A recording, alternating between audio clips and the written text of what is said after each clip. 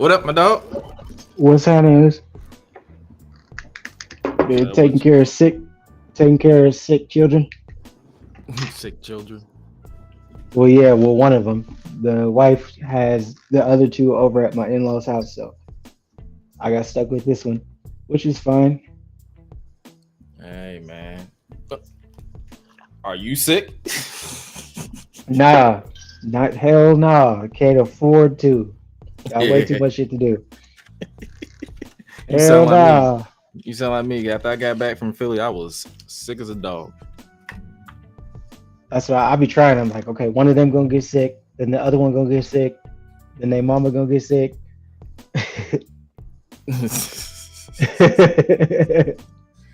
But other than that, what you been up to, man? You been cooking Shit. something? A little something, just chilling with the new single that just dropped, Hurricane Lucky Day. Y'all should definitely turn in. It's a vibe. It is definitely a vibe. It's in the link that you sent me, right? Mm-hmm. So I'm definitely listening to it. Yeah, I've been excited about this one for a minute. So, like, what's the process of that? With what was your mental space going with that? I know I'm finna turn this into an interview, but I'm no, it's all good. So initially the process was he's a very eccentric would be the word. Luck is a very eccentric person, and he's one of them like hyper creative intellectual types. So all I get told is me and my boy D-Mile, who does a lot of the production, a lot of the helps with a lot of the arrangement too. He's dope, but really it'll be this is the beat we got on D-Mile's end, and then Luck's end is this is the vibe we want, and it's just trying to meet in the middle. Like, okay, this is the vibe we want. This is my ideas where I got it. Do you have an idea for a melody? I think I got this, and then figure out which one we want to go with, and then at that point it's just what are we trying to say? How long is it? Is there a bridge? No bridge? I personally hate doing songs without bridges, but kind of like remember that Cardi and Offset rap that they did last year, where they had no bridge. It was just verse to verse. You ain't a fan of that type of shit. Oh no, I mean if on some rap shit, then for sure. But usually it's just like R&B. The way I was raised, traditionally, like R&B music always has a bridge. Shit, even pop songs have a bridge. Like it's the bridge. It's how you get to the end. But you gotta build up to it. You can't just shoot for the jump.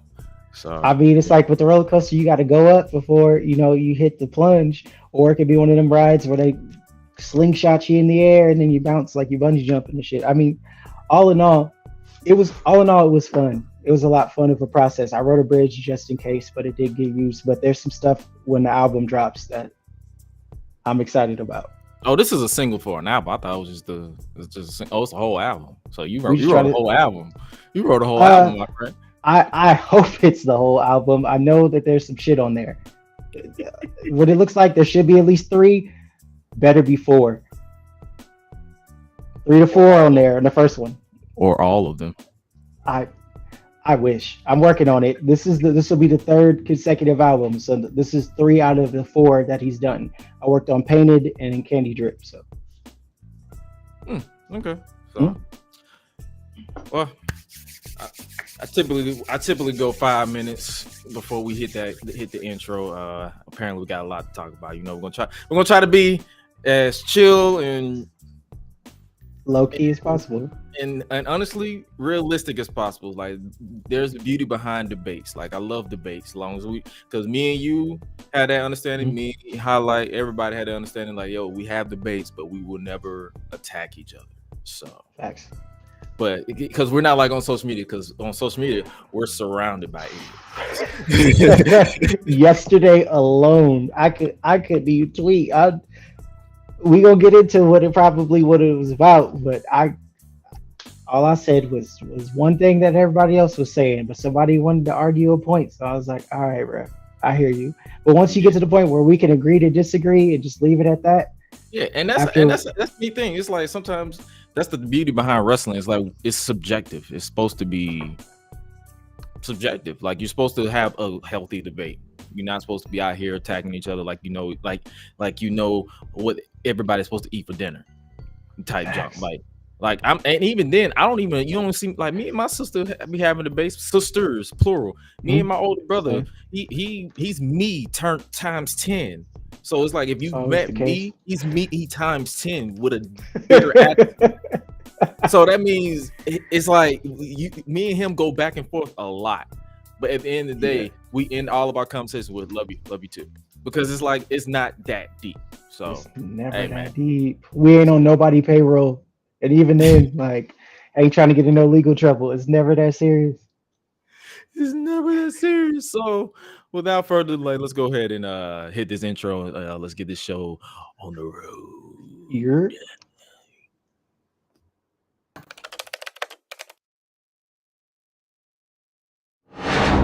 Oh yeah.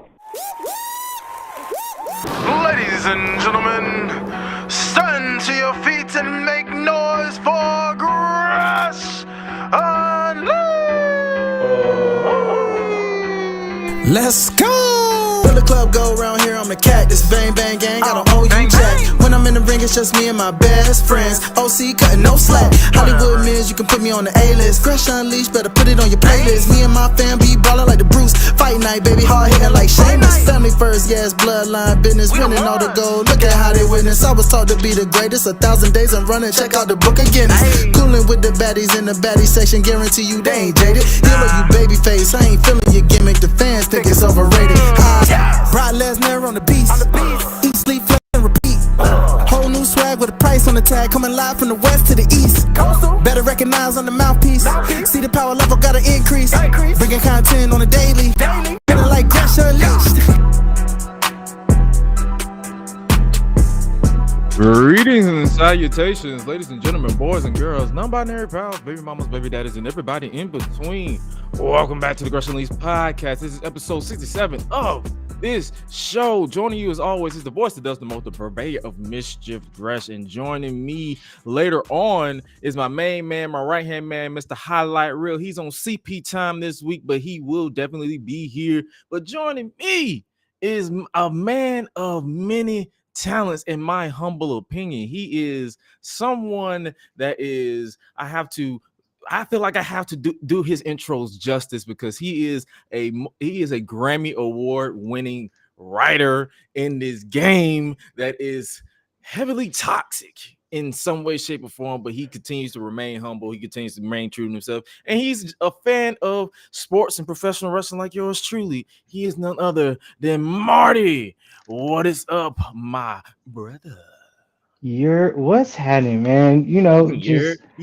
Just out here trying not to have pointless arguments from bots and fanboys on Twitter. What is femboy? What is femboy? Like I've been seeing that name a lot. I don't know what that means. I know. I was saying fanboy because you saying fanboy because I've been seeing fanboy. Oh, I seen that one, but I stay away from that. I'm trying to figure out these terms. Like, listen, I'm finna be 30, so you still young. A lot of still, but I feel like a lot of the terms that I grew up on are no longer existent. It's like everybody coming up with new stuff. So I do what you do. I try to avoid some of that stuff, but when I see it, I was like, what does that even mean? So I just like, if I can't figure it out, I like my mama said, if you can't figure it out, don't worry about it, because at the end of the day, is you losing your sleep. Don't lose your sleep. But oh hell no. Hey man, it's we don't need to be arguing with fanboys online. People I feel like there's a select few who are cool, but if you can't show your face on social media, I don't have nothing to say to you. You got an anime Avi or a wrestler, usually from companies you don't like, and you be on there talking the most like greasy shit. I can't deal with it. They be talking the most crazy shit. It's like, bro, how do you hate watch in this year of our Lord 2024? Like, oh God! And then you watching it real time. No, the funny thing is, not DVR, real time. The funny thing is, I was watching Dynasty this weekend, and the Jericho match came on. Instead of me sitting there being miserable, I watch wrestling. I watch in my office. I legitimately went into my room and just laid on my bed until the match was over. I refused to watch a Jericho match in 2024 because it all feels the same, and I'd be bored. And like instead of me just sitting there like, oh my god, this just sucks. This sucks ass. I just went. I'm like, you're not about to kill my high, Jericho. you're not. So I just walked. Well, right mine was out, killed before you. Yeah. So, but it's like once I and then it's funny how I said that, but then when the end result came, my high was immediately killed.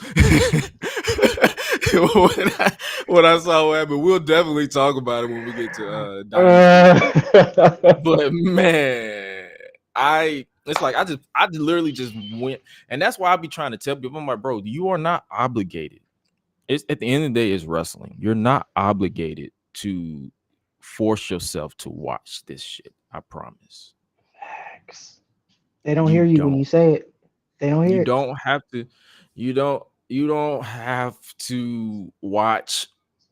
Like you don't have. You're not. You don't have to. Like you don't. You're not really 100% a fan of. What up, Ken? You're not really 100% a fan of AEW stuff. And I know you don't go out of your way to hate watch it. You just be like, well, they doing the same old shit. And then you just move on by your day. Click. I'm the same way. Unless something good happens to where we just have to talk about it, we breeze through it. And it's not because we don't acknowledge it. It's because it's just not our thing. And it's like, I need a lot of people, especially people who watches us, wherever you're watching us, we appreciate your support, to understand that we don't hate talk about content either. So if it's something that is a trend that you want us to just bash about, you're not getting it here. This ain't it. You're not getting it here. I'm sorry. I'm just going ahead and let y'all know right here, right now. Right here, right now. Just I'm in a hotel because I'm always on the road, but hit the door. Hit the road, Jack. And don't you come back no more, no more, no more, no more. I'll be tempted to write a song about it. I'm just like, man, if y'all don't get out. I'm trying to tell you, I'll be about to highlight to do that. I'll be like, bro, can you make a rap about hate watching wrestling? Oh, we finna make a diss record for the IWC? Mm-hmm. Don't tip me. I might want in on that. Sloan over on X, formerly known as Twitter. Susio gang. Susio. Hey man, I gotta get one of those t-shirts from him too. The hood fuck with pro wrestling. Oh god. Like I saw that shit. I was like, yeah, I gotta get that. Like I'm definitely hit him up on DM. I just gotta remind myself to do that because I'm good at forgetting to do that. And I'd be like, shit. But for those of you who are now tuning in, this is episode 67. We still waiting on people to show up. That's supposed to be at the table. But this is the part where we just chop it up with the fam. Like that's what we're doing so far. We chop it up with the fam. We talk about anything, all things, news, rumors, pretty much anything that we see on TV. We talk about it. So I guess we can go ahead and let me make sure we load it up properly. We're gonna talk about AEW because I just mentioned it, so might as well talk about it. Sure. Oh yeah, please, let's get this one out the way, and not in a negative way. You want to start backwards? You want to talk about the main event, or you want to talk about? So we know for obvious reasons my feelings on that, but I'm gonna be careful about how I answer. Oh no. That's the thing. It's like I feel like me and you can have a good conversation. Yeah. No. Oh yeah. Most definitely. I just don't want to piss him off. Piss who off? Oh. You know what? Yeah. See, that's yeah. I can have a conversation, but I'm gonna do it objectively. And that's how I am too. It's like I don't want to look at it like one thing about us is like we're not going to like any personal feelings that we have towards anybody, whether we know them or not. I'm not gonna be on here and just be like, yo, this shit is ass, this shit is balls. Why the fuck this happened? Blah blah blah. Now, what I will say, what the fuck happened was why the fuck Chris Jericho is FTW. My nigga, what? You see me posted. It's that Joe Budden gif where he's just like, why? Like you need that because I'm, bro. And when I was so close to posting that rock meme that everybody been using. Oh, it's a direction you can fuck, bro. Oh, This is my Jared. Like I saw Jared Hogan. Somebody was saying that on the. Somebody called him Jared Hogan. It's like he's becoming everything that he hated about WCW, and he's not getting. Thank you. Oh, Jesus, now not getting any hint, and it's like, bro, you're not. I'm not booing you because you're good here. I'm booing you because you are ass, bro. Your song is ass. Can you say that one more time? Your song is ass. He said it. Like, and it's like every match doesn't really feel like it feels like a standard match. Like the way that they had this structure, that match literally could have been either on Dynamite or on 0 Hour, and they could have put OC and Shibata versus STP on the main card. Oh God! Like when I saw it, I was like, bro. And then when the match, it's like I have the pay. I ordered the pay-per-view in full. Like, shout out Keeks. I didn't use a VPN this week, but I ordered the full thing, and I still have not watched the full match of Jericho and Hook. I just refuse to because I'm like, I know I am going to hate it. And the fact that he won it, like, bro, and then he got another nickname, the Learning Tree, Chris Jericho. He got more AKAs than me. This is ridiculous. He makes me want to use less AKAs on our pod because, like, I'm about to just start going by Joshua Gresham at this point because I feel like I don't even want to have one AKA at this point because y'all, damn. Like, when I saw that graphic and it said the Learning Tree Chris Jericho, I said, please go to hell. Why he got the Lionheart thing? Like, you ain't been Lionheart since '99. Eddie James said, Jericho don't want to go home. Like, bro, that's not a me problem. That's a you problem. Fix your home. Why we gotta suffer because you don't want to go home? Because them elevator pictures got leaked and he may not have a safe place to go back to. Oh. You forgot about that. Okay. This motherfucker is the greatest at just sweeping shit under the rug. The Kylie Ray stuff, allegedly, yeah. Then it was the stuff with the with old girl posting stuff and trying to extort people on the internet. His wife going crazy on the internet with her viewpoints. Oh yeah, because we know where she was January 6th. Jesus now. And then so that happens, and it's just he finds some way. They take him off TV for like a week. They said he's about to trademark AKA. You better be careful. Oh my God, he about to trademark AKA. He probably is. I don't. Probably he got some good. He got some good lawyers. I need to holler at them because I know the trademark office is tied his ass. They're like, bro, again, take your ass home. Go away. Enough's enough. Go home. Never ever come back here again because this learning tree shit, and then he figures out a way that like Hook already lost motion. If we gonna keep it, he definitely lost motion. He is swimming right now, trying to catch his own wave, and in the moment, like Jericho is a career succubi. Like the moment he see any kind of future emotion in it, just sinks his claws in. Nobody like the Jericho rub. Nobody ever gets better from that. Nobody ever elevates from that. Only person that did was Max. MJF, maybe MJF. Yeah, MJF for a little bit until the end of last year, where God, that shit was horrible. Like what is it? Ruin LAX, or was it? I can't even remember the name of that group. Proud and powerful. Inner Circle. Oh God, Inner Circle. Like, what happened with that? Like, where are all of them? Jake Hager is somewhere still chasing a hat. Sammy got suspended for the Jeff Hardy incident. Santana's now in TNA again. Ortiz is just cruising backstage, basically. And who else was in that group? I think that was it, wasn't it? Oh no, the other dude, Luke got Congrats to him and Ruby. And then Oh, what's the see, I was going still based off Inner Circle. Now we're going to Jericho Appreciation Society. yeah, like to me it runs together. It was the same thing. They just They were changed the pretty much the name. same. They just rotated people. Mhm. Yeah, Cool Hand is now finna be a pappy. Congratulations to him and Ruby. I thought that was For just sure. a storyline.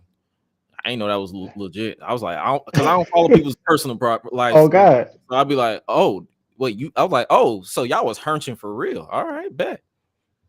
Who else? Daniel Garcia, because I keep Yeah. forgetting that The Rock was married to a Danny Garcia, so I have to say Yeah. Daniel Garcia. Daniel Garcia is floating around. He's still He's still hunching. He's still dry humping people in the face. I'm like, bro, you are slapping people in the face with your dick. Consent, my brother. on. Gee, you know the waters is rough right now for that type of climate. I They're mean, gonna take you off TV. Outside of that, he's been pretty straight. Like he was in that situation with Edge, Adam Copeland. He always gonna be Edge. Your mama named you Edge. I'm calling you Edge. I know she named him Adam, but still, you know what I mean. we gonna go with that. And then what's the other one with the bobblehead? Oh, Matt Menard. Yeah, he's like his a cheerleader, basically. Yeah, he's basically his cheerleader now.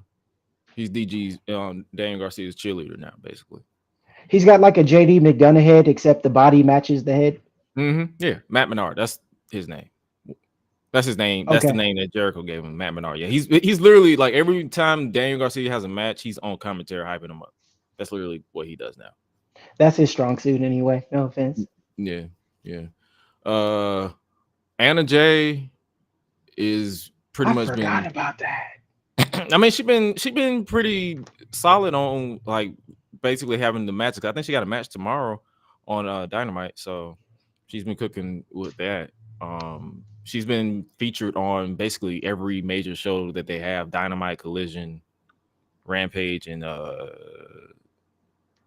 whatever other show they got. They got a lot of shows. Okay. Ty Conti is a mom, so she's not coming around anytime soon.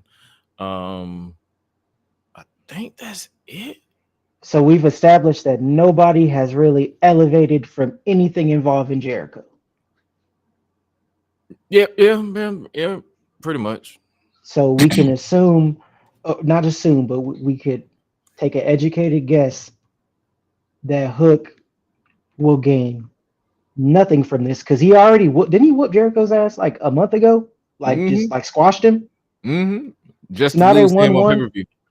Yeah, of course, and it's just now they 1-1, so they're gonna have a rubber match, but they're gonna win a title that's not a title, but it's a title. Practically a glorified hardcore title, basically. An unofficial title. Like there's no rankings for it. None of that. Rankings. That's a funny word. Rankings for sure. Can't say that's not an educated guess. That's literally just it. Like, it's like I was trying to be objective, kid. Damn. Honestly, some things you can be objective for, and some things you can just be like, "Yeah, this ain't it. This shit's ass." And then I saw something where he was like, I appreciate the people who were cheering for me at Dynasty. I'm like, bro, you didn't. I heard go home, Jericho, go home. Please retire. And boring. So I heard a couple NDA chants too, but they was real quick to. Yeah, they was like, nope. But so we're still stuck. So this is the Jericho Vortex is what, and he got that copyrighted too. So wait, what? Yeah, so you know how we jokingly said the Jericho Vortex? He literally got it copyrighted, so now he's saying it as the Jericho Vortex. He books himself the way people like tried to make it seem like Cody did when he was there. Yeah, so he's doing this on purpose, and it sucks. Legitimately, like this shit's ass. Just be glad you didn't watch the match. I'm not going back. I watched. I wanted to anytime the pay-per-views come on, like I will legit, I pay attention. I watch the whole thing from start to finish because I'm paying attention to things like pacing. I'm paying attention to the crowd. I'm paying attention to like what doesn't make sense or what actually does. Like I try to like pay attention because then that's going to gauge my ability to be able to get through a whole episode of Dynamite in one sitting. Because for me, it's a 2-day thing. I get in about halfway, and then something like a Jericho will happen. And then I'm like, all right. I'm not gonna lie to you.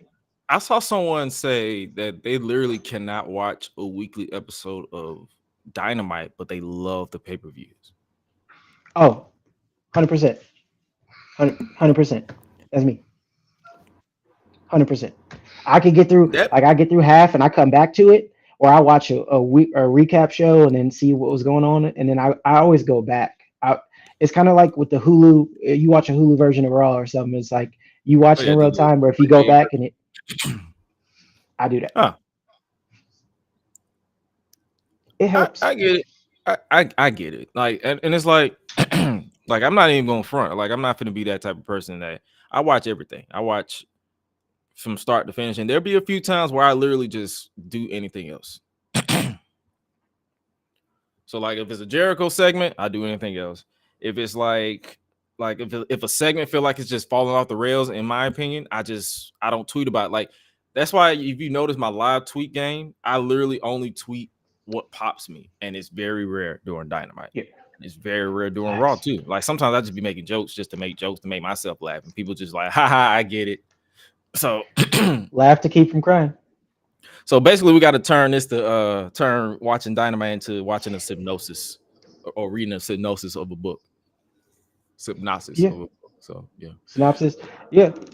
You got to. I mean, yeah, there's definitely parts that take you out of it. And before y'all start getting into fucking mentions or start subbing into on Twitter, my opinion shouldn't offend you. Agree to disagree. But even y'all can realize that it's hard to maintain full interest through the whole show. Like there's gonna be parts where your phone is, and it's the thing. It's the same thing with WWE too. There's some parts where right, 3 hours are all. Even SmackDown. Sometimes, even though it's moved quicker, sometimes it'd be moments where I'd be like, all right, this is kind of boring. Oh, like that segment with Awesome Truth when they unveiled the titles. That went on for. No, I like that. I ain't gonna hold you. I like that. I the personally whole 15 minutes of truth. No, I was high, so I liked it because I was laughing at everything.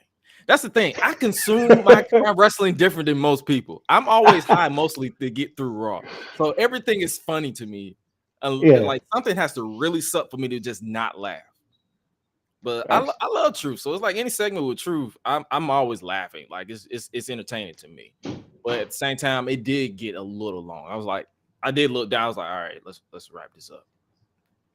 And that was Triple H's face the whole time. Like, all right, how long did we get him? Yeah, that's what I'm talking about. I'm like, it's funny, but then it's like sometimes you be like, yeah, let's wrap this up. Yeah, we need like let's take it home. take us home. That was the whole Jericho Hook match because it was.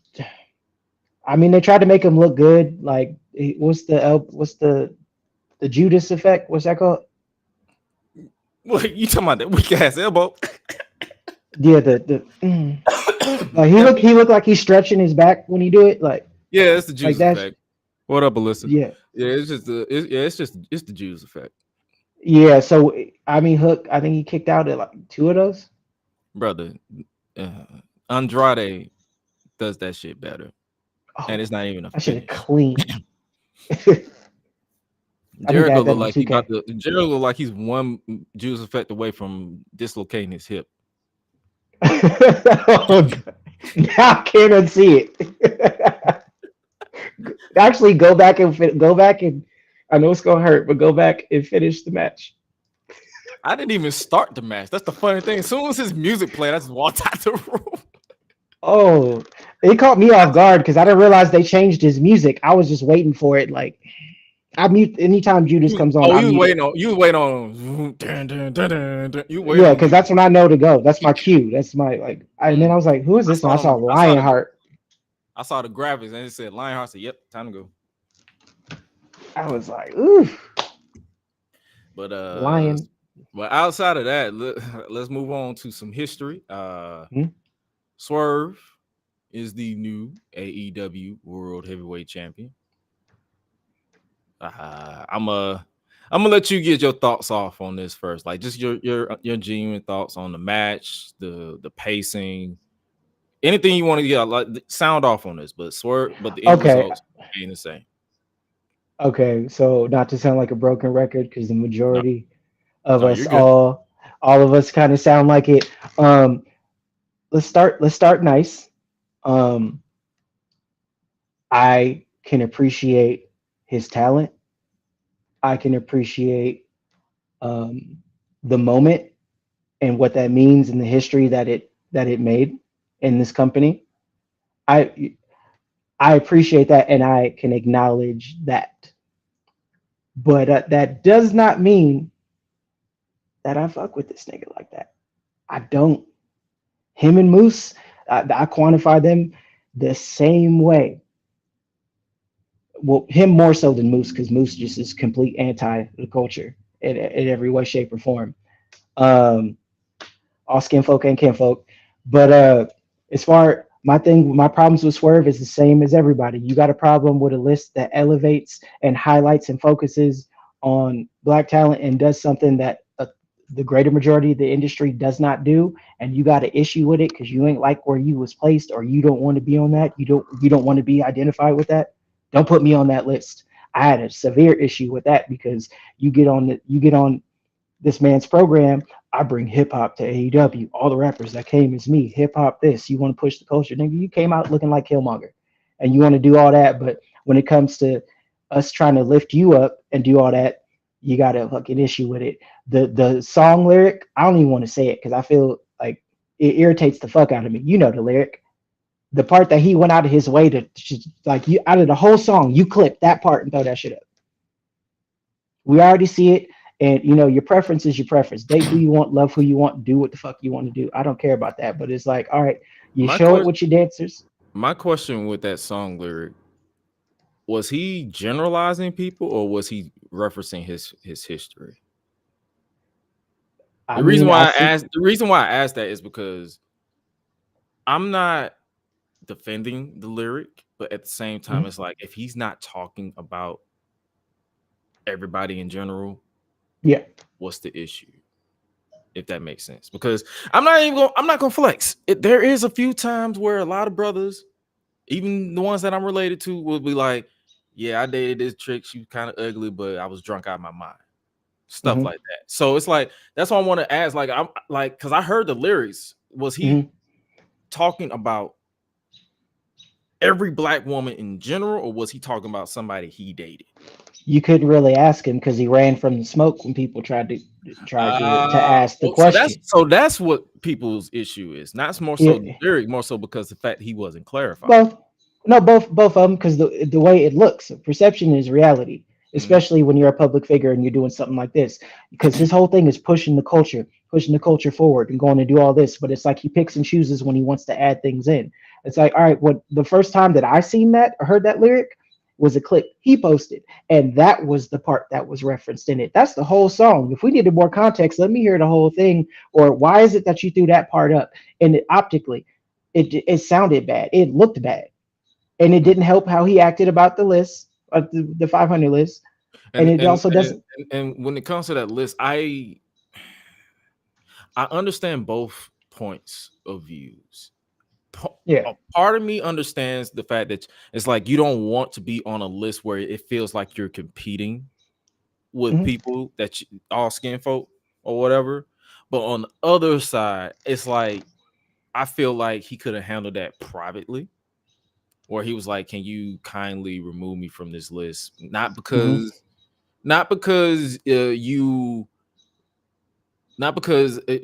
of where I'm listed, but mainly because I don't want to be in a competition with my people, and left it at that. That would have been diplomatic, huh? That would have been a diplomatic approach. Yeah, I think the reason why I say that is because I always try to go to diplomatic approach, because it's like, hey, at the end of the day, I'm trying not to lose my peace or I'm the type of person that don't really care how you perceive me, but it's like if I don't have to escalate no situation, I'll go to diplomatic approach. But I guess he didn't. So that's what I'm saying. I'm like, it's not my list, and it's like I don't know the people who he beefing with. Because I tell people this all the time, like people who have a conversation with me off air, and I'll be like, I understand both sides of the point, but it could be a situation to where it wasn't articulated properly. Mm-hmm. I don't know. So no, I agree with you on that. It's like in the sense that okay, he could have had a legitimate gripe. The way that it came off was it came off as sour grapes first, and then it also came off as you don't want to be part of that, like you don't want to be on that list. But if you was on, like, was it the Pro Wrestling Illustrated one? If he was on that, yeah, PWI was like, would you have the same issues with that? What do you have the same issues with if Meltzer's giving you star ratings and all that other stuff on your matches? It's like, no, you chasing a lot of the same shit. My thing is all right, you gonna press the culture, you also need to embrace the culture at the same time, because all we trying to do is lift you up. We want to be able to support you like we did a Kofi, who he only referenced. He left out Lashley, he left out E. They wanted to tote their first African American manager leading a black champion. I'm like, MVP already did that, but what I'm saying, like, we're not going to talk about that. We want to pick and choose. You want to mention the other company and mention other people, but you leaving stuff out. Like, it don't add up. If you pushing hip hop and you pushing the culture, you need to be able to show that and embrace that. And you had no problem getting on a public, like, open platform, doing something that looks like you're tearing the culture down and being resentful and not wanting to be part of that. Like, don't put me in that box. Don't do all that. But it's like, all we trying to do is lift you up and give you your props. And you shoot, why you firing back? All right. Like, it's just stand on 10. If you're gonna raise your fists, you need to raise your fists in all fronts, and then you need to be able to embrace us. You can feel how you feel, or just say thank you, I appreciate it, and then on the back end you could have that conversation and keep it pushing. But you had no problem touting that out and lashing backwards towards us. But you want us to support you the same way. We're happy you won. Good for you, my nigga. It is a legitimate, like, milestone. But at the same time, we just don't fuck with it. I mean, I can't speak for everybody, but for the ones that feel the way that I do or similar to it, we just don't fuck with you like that. I'm not going to celebrate it. Good for you. I'm happy for you. You are talented. I wish you the best, and I hope you get your shit straight and we're able to, like, mend that bridge with the culture. But a lot of the reason why you saw a lot of the same discourse and why we were all saying, because I ain't gonna lie to you, after he won, I was in a coma, like, because it was because Saturday was it Sunday? Was it still 420 or was it after 420? It was after 420, which was probably still high. Yeah. So so it's like I was like geeked out of my mind when he won, and I was like, oh, like, yeah, first black, and then soon as they fade the black, my whole body faded the black. So I didn't see no discourse until I woke up, and I was like, oh. The crowd went mild too. That pyro was ill-timed. I've seen them give more shit for debuts than that, and then it just seemed like the crowd. Let me ask you, and I'm gonna give my thoughts on pretty much everything. Do you feel like this was just a situation where they were just like, here, nigga, damn, or was it more so like he earned this, or they built him up as best as they could, and they had no other choice but to do this? I feel like they did. I feel like it could be a mixture of both. Like, both could be true in a sense, because if this would have happened, I feel like they was like a month late. Like, his motion that he had a month and a half ago, like when the Hangman stuff, or when they was doing that triple threat. You're basically saying that he should have won the triple threat if they wanted to do it, because if they was gonna do it, because the motion did, and I've seen this discourse pretty much across the board for the people that I actually listen to who talk about this. And I kind of feel that way too, because I like the build to this title match, but it did feel kind of like they were backwards. Like, certain segments shouldn't have happened when it did, and then it kind of like the contract. Some people was like the contract signing situation should have happened on the go home and not as opposed to right there, because that felt more like, okay, I'm ready for Swerve to win the title now. Oh wait, we gotta wait like 3 more weeks. Damn. It's just like they pivoted. Like we were saying the whole Mania thing, like they pivoted. They pivoted in this. I mean, I already have my own issues with how they treated Joe, with it non-biased aside, because it was like your champion. You can count on one hand how many defenses. He's not main eventing shows because they never treated MJF that way. And the majority of the time that he's on the show, he does a quick promo and then dips out. Like that's it. Like the treatment. Like this was the person you chose to take it off Max, who deservingly was in his rightful place to go ahead and do that, and was the first, like, it's been a minute, or the first that I can think of where they had a champion that was like believable, like a believable monster. Like it wasn't just no games, no running. I mean, he did heel shit, but it was just when the bell rang, I knew he would be about that action. Yeah, it was dope. It was like, oh, you got he's a heel, but it's a respectable. It was almost like he was like the tweener, but it was like a respectable champion. And then it just kind of, and then my main problem with this too is like, okay, this is kind of too little, too late in the sense, or y'all missed they missed it, because you cannot tell me, and I'll come back on later and admit defeat, admit that I'm wrong, but you cannot tell me that they're not gonna serve this nigga up to Ospreay in Wembley.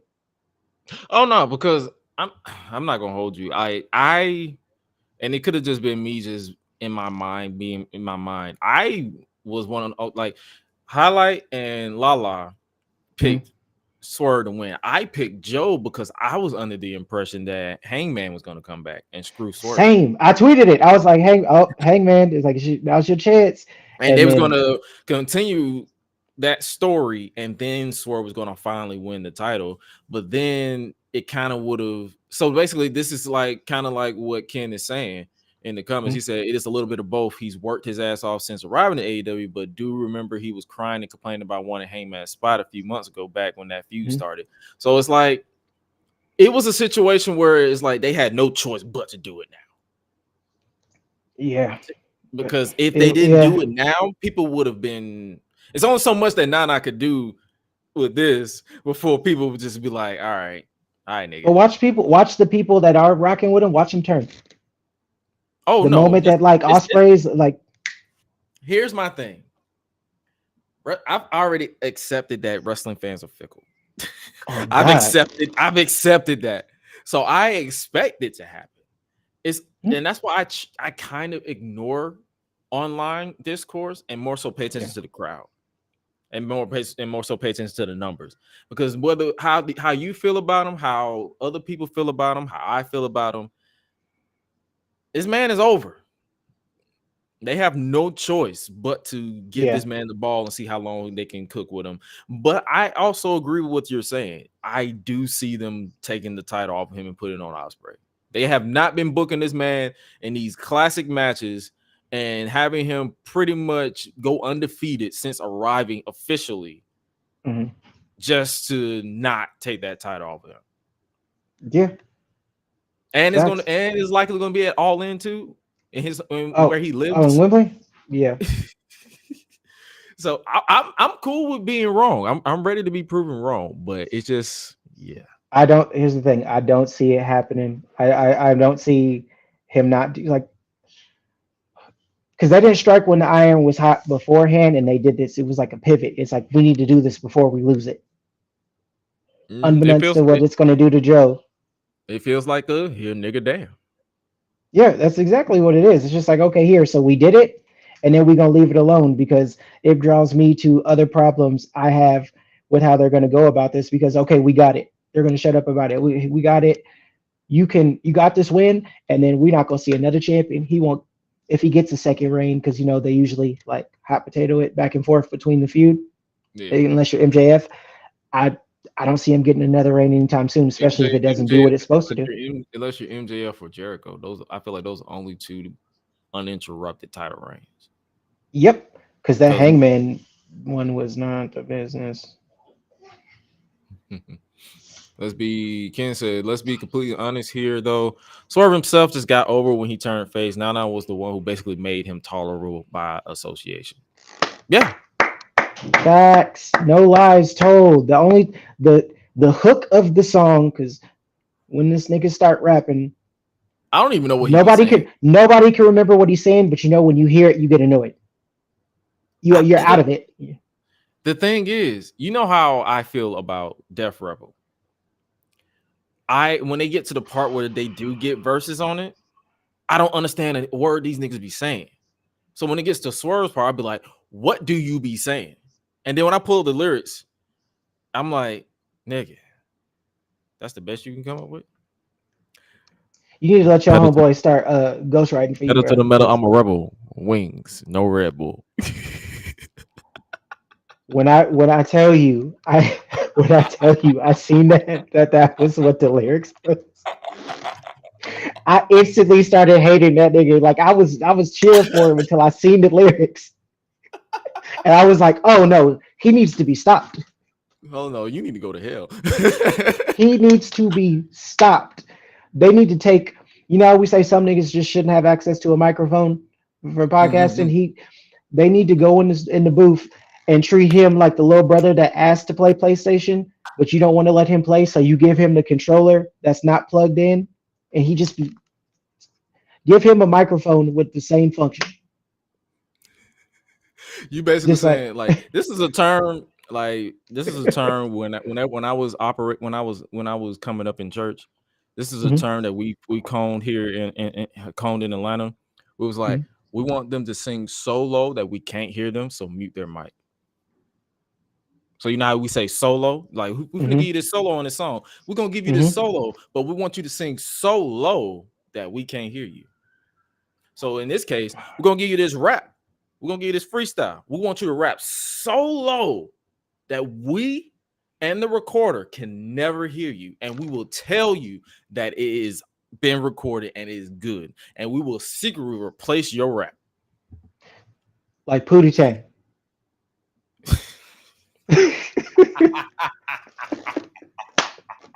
He ain't say shit, but like it worked. Hey, my graphic designer people, if you could take Swerve's head and like animate it to the scene in Pootie Tang when he's recording, but he ain't saying shit, please. That's what I'm saying. Like, bro, the hook and the beat is what's getting over, and the fact that this is the remix, because remember the original version was a little smoother and slower. Yeah, and then he added the guitar riff to it. So it's like, oh, he did, because it was like ding, top boom, boom, boom, boom, did pressure, apply, ain't no way. Oh, I forgot about that. Slower, he used it for like a short time. He pretty much used it all the way up until he lost the tag team titles with Keith. And then when he went full mogul embassy thing, it was like, like he added the guitar riff to it. And people hated it at first, but then when Nana came on, started dancing to it. That's what got him over. It was a rap. Oh no, it was almost like Fandango. I basically gave praise, like shout out to Prince Nana for being for basically currently managing a world heavyweight champion in a major promotion. And I saw people's online comments where they was like, define major. The company is worth $2 billion right now. That's major in the US. It's major. It's at least the number two. Yeah, at very least, if we being objective. I said a major. That's why I said a major. They thought I was saying it's like niggas read to react and not read to comprehend. So it's like I say a major, they assume that I was talking about WWE. I'm like, nigga, they making money. They losing money, but they also making money. They're worth something. So it's a major promotion. But he got a deep bag. So I mean, his daddy got a deep bag. So I mean, if it really come down to it, it's not like they gonna ever hurt for money. They got money to blow. A lot of niggas say that they legit have it. They do, but they'll still release people because it's like, hey, nigga, we gotta. They'll never release people. They're gonna honor contracts in full. Oh no, we're gonna. You don't have to say it. I don't want people coming at you. I don't give a fuck. I'll say it. Yeah, we don't release people. We honor contracts in full.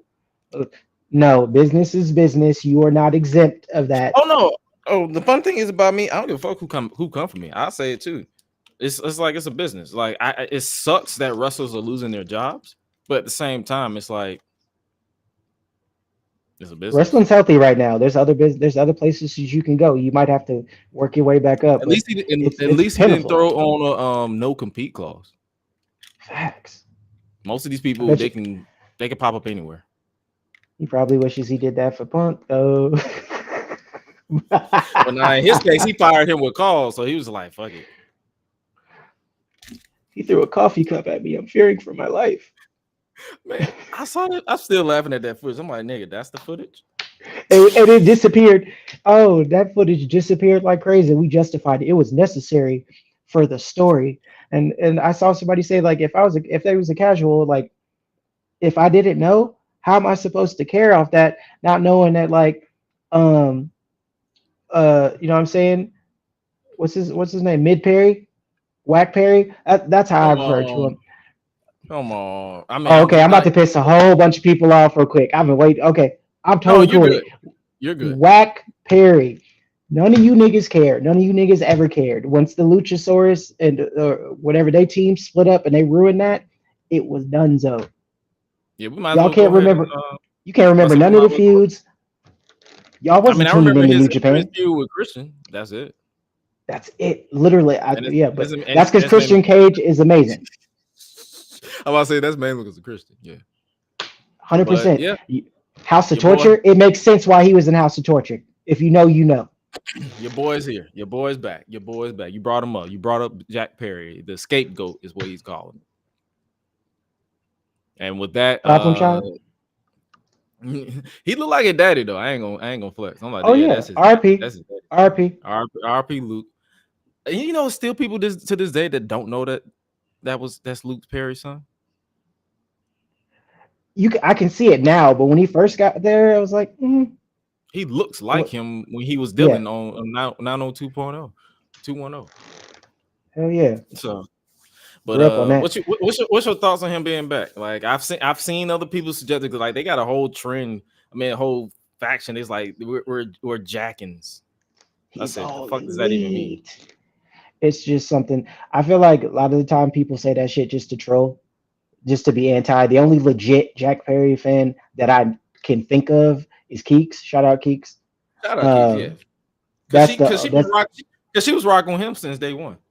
Yeah, so I'm saying she the only person that this isn't geared to. But a lot of that shit is cap. You niggas don't care. Nobody cared about him. That's why he went to New Japan and was in House of Torture, was on Strong, doing a bunch of the mid-ass matches. It makes sense where they put him. One thing is, I have not seen one match. I watched. I've seen a few of them. It's too much wrestling. I don't have that much time. I just try to tap in when I can. Like if I get a little bit of free time where I don't got to do nothing, it's just like, all right, I'm gonna pull up some New Japan and I'll watch it because like I genuinely love it. But my thing was, so his thoughts on him coming back is just like, okay, he's legit the scapegoat because they had to justify putting that bullshit ass footage up. That wasn't meant for him, or the way Tony tried to pivot it and was like, well, this was pivotal to him coming back and telling that story. What cracked me up too, it's like it was like this is for FTR, who wasn't even in the footage. You know what I'm saying? Malachi was just sitting in the back with his coffee cup, like, oh shit. Like, oh, all right, shit. and then went on about his business. He's like, oh damn. What you didn't see was after the cameras went off or before the cameras went on. I'm like, okay, if you're gonna show it, show the whole thing, show everything. I need to understand why homeboy was fearing for his life. Okay, shout out to you. You're one of the. I'm not saying there aren't any Jack fans. I'm just saying outside of like his legitimate fan base, the vast majority that get on the timeline, you niggas don't care. He did get a pop at the pay-per-view. I give him that. It more so probably was a surprise thing because a lot of people, we knew it was and that's what I be telling a lot of people. A lot of people are not canonically online, so they do not know who's going to show up to these shows. They just show up. So when he popped in the ring, you didn't know it was him? Oh, I knew it was him. I literally said this. I was like, bro, if Jack shows up, I'm not gonna hit you with the oh shit, he's back. It's gonna be like, oh damn, that's what's up. And that's exactly what happened. I gave him a little smirk. I'm like, oh, he's back. Okay. I'm interested to see because it's like every time I see returns, my immediate thought is I'm interested to see how you're gonna book him.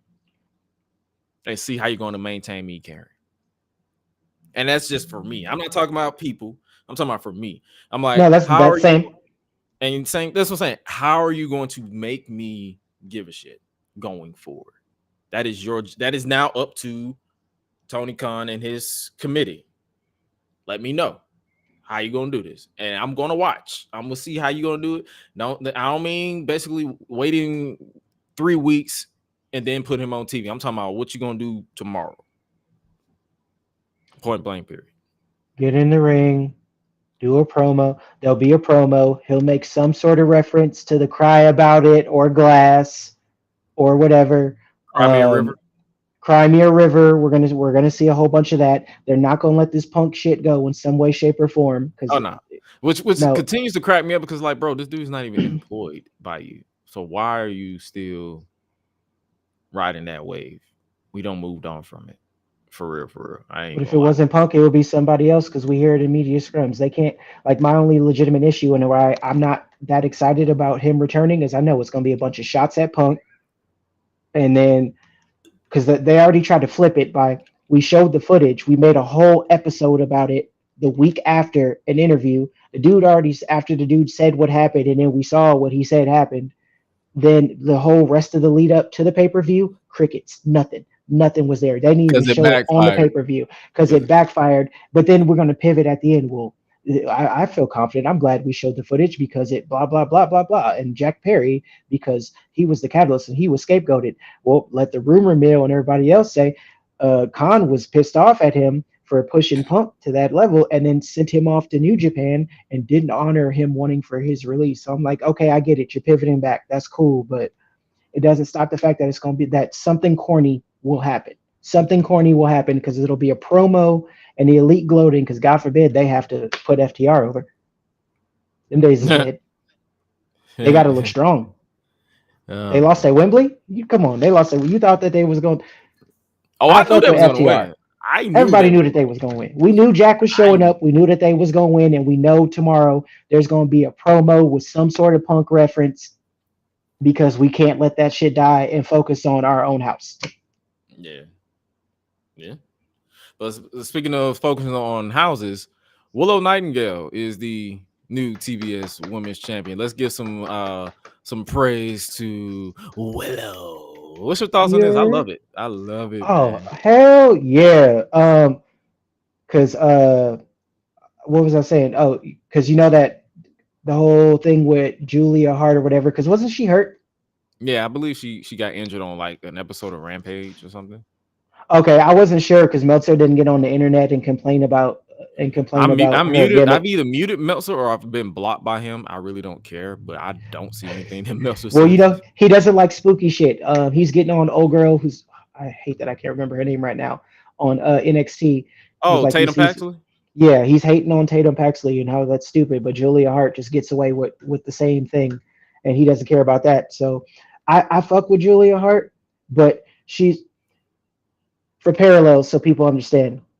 It's a songwriter and me got to do parallels. It's like, okay, my problem with Liv in the beginning is she was too small and it wasn't believable. And they had to do some character development and she had to get better in the ring. And she got a little respectfully, you know, she got a little thicker and it made it more believable. My problem with Julia Hart is she still looked like a junior or a senior in high school and her doing this type of gimmick. You gonna do the spooky shit like, it wasn't believable. My problem isn't more so it's the fact that how they book Willow in a match against smaller opponents. I said this when she faced Riho on Big Business, and I'm saying it here. Willow should not be bumping like a cruiserweight for someone who was smaller than her. Okay, you said it in a nicer way than I was. No, because the reason why I said it is because because Julia during the match, I picked this up and I was just it didn't annoy me, but it was like it got a side eye from me. She grabbed Willow's head and gave her a face plant, and Willow literally face plant like it was like she literally did a full body flop, as if Julia had the strength of Zeus and just pushed her whole head down. I'm like, no, channeling her inner Undertaker right there. You need to be like I don't like to bring up people's weight or size, but Willow, you are a thicker woman than Julia. You are a taller woman than Julia. You should not be bumping for her as if you're Cedric Alexander versus Kota Ibushi from the Cruiserweight Classic. Facts. Big facts. That was one of my problems with the match. That's what I'm saying. It wasn't believable. Like that was where I was going with. It's already not believable. And what I've already seen with how they book Willow with smaller opponents, it's like they have her bumping like she's Dolph Ziggler.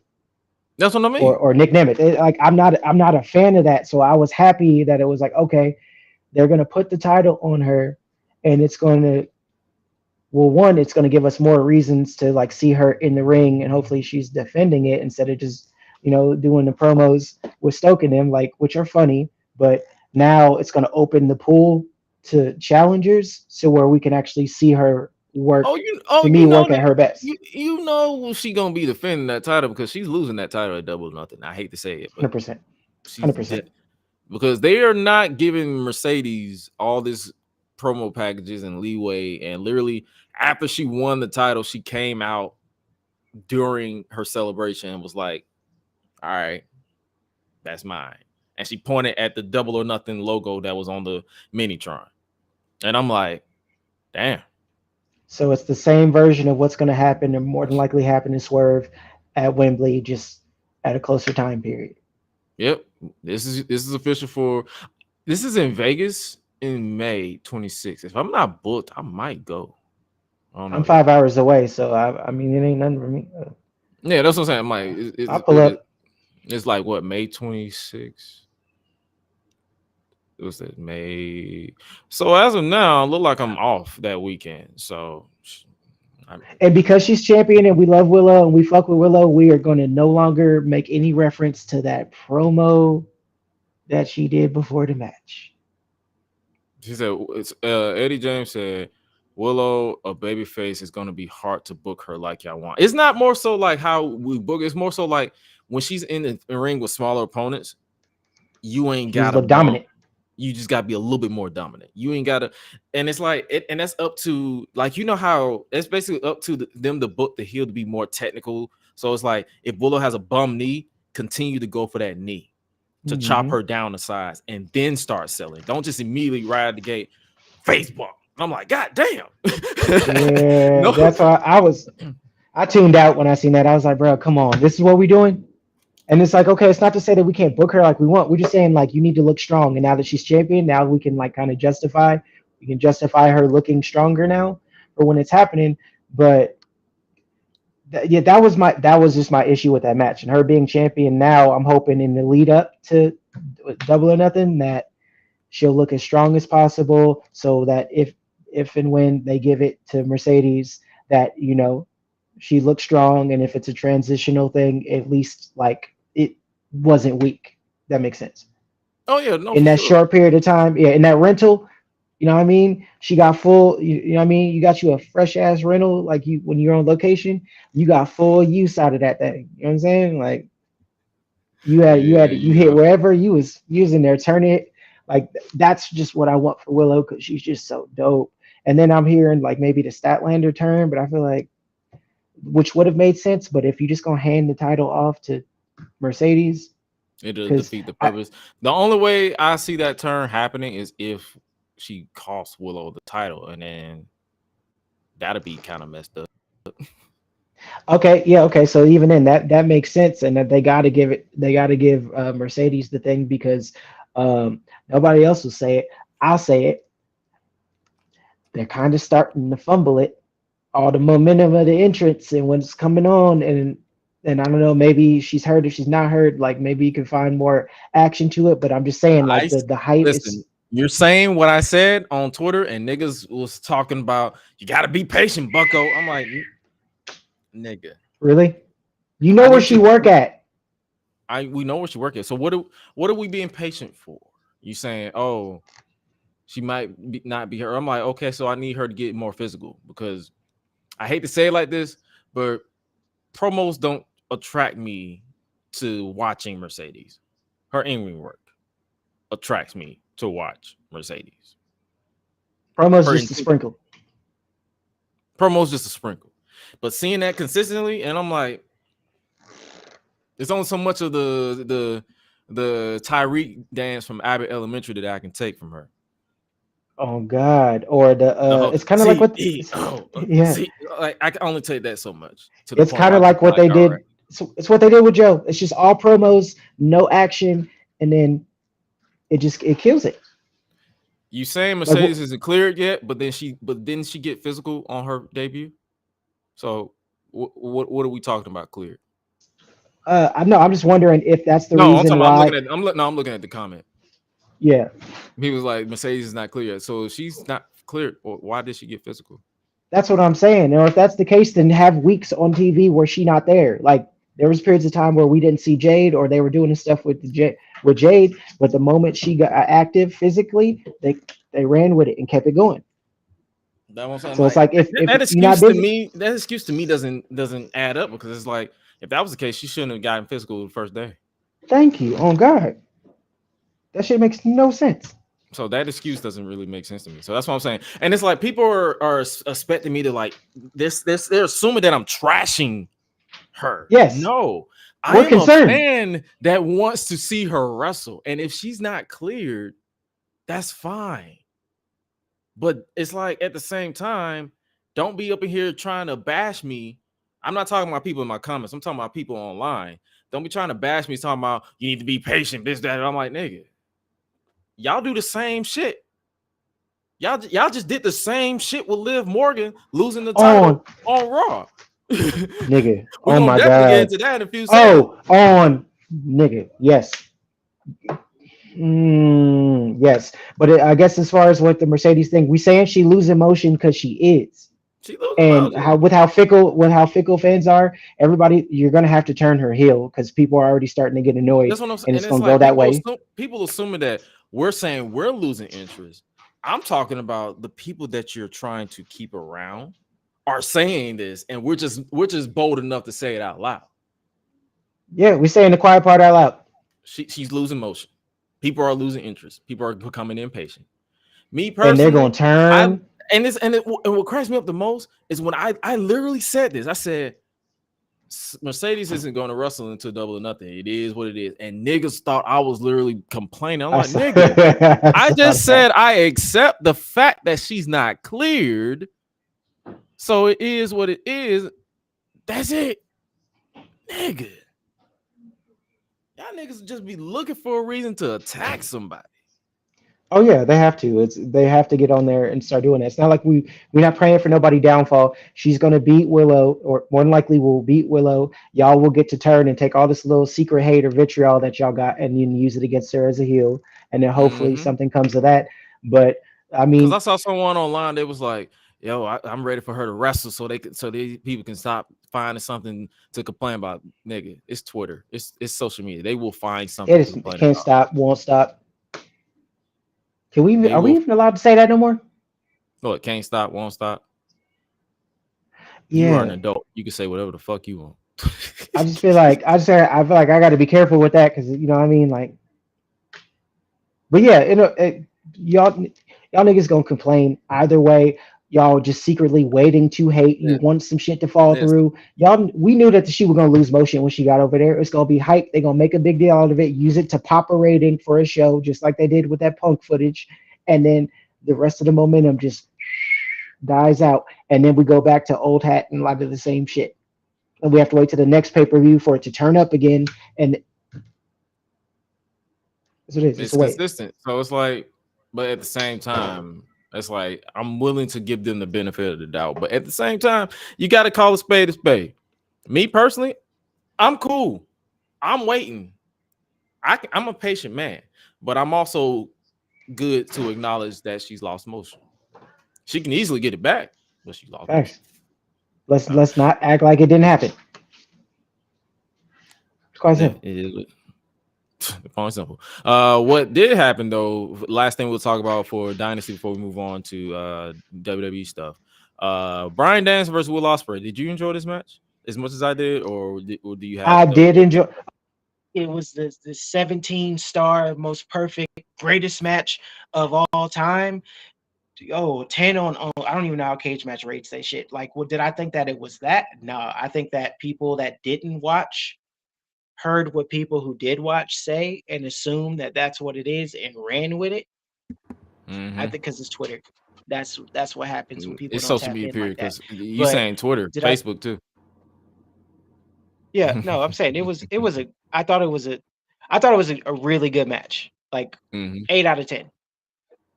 Oh yeah, it was match of the 8 night out for of me. 10. Like I think what always takes my ratings down is Will Ospreay not selling for shit. Okay, you said it. Okay, all right. I thought I was gonna have to go on a. Okay, you said it. Go ahead, expound because you gonna say it. You gonna say it more articulate than I want to. Listen, Go ahead.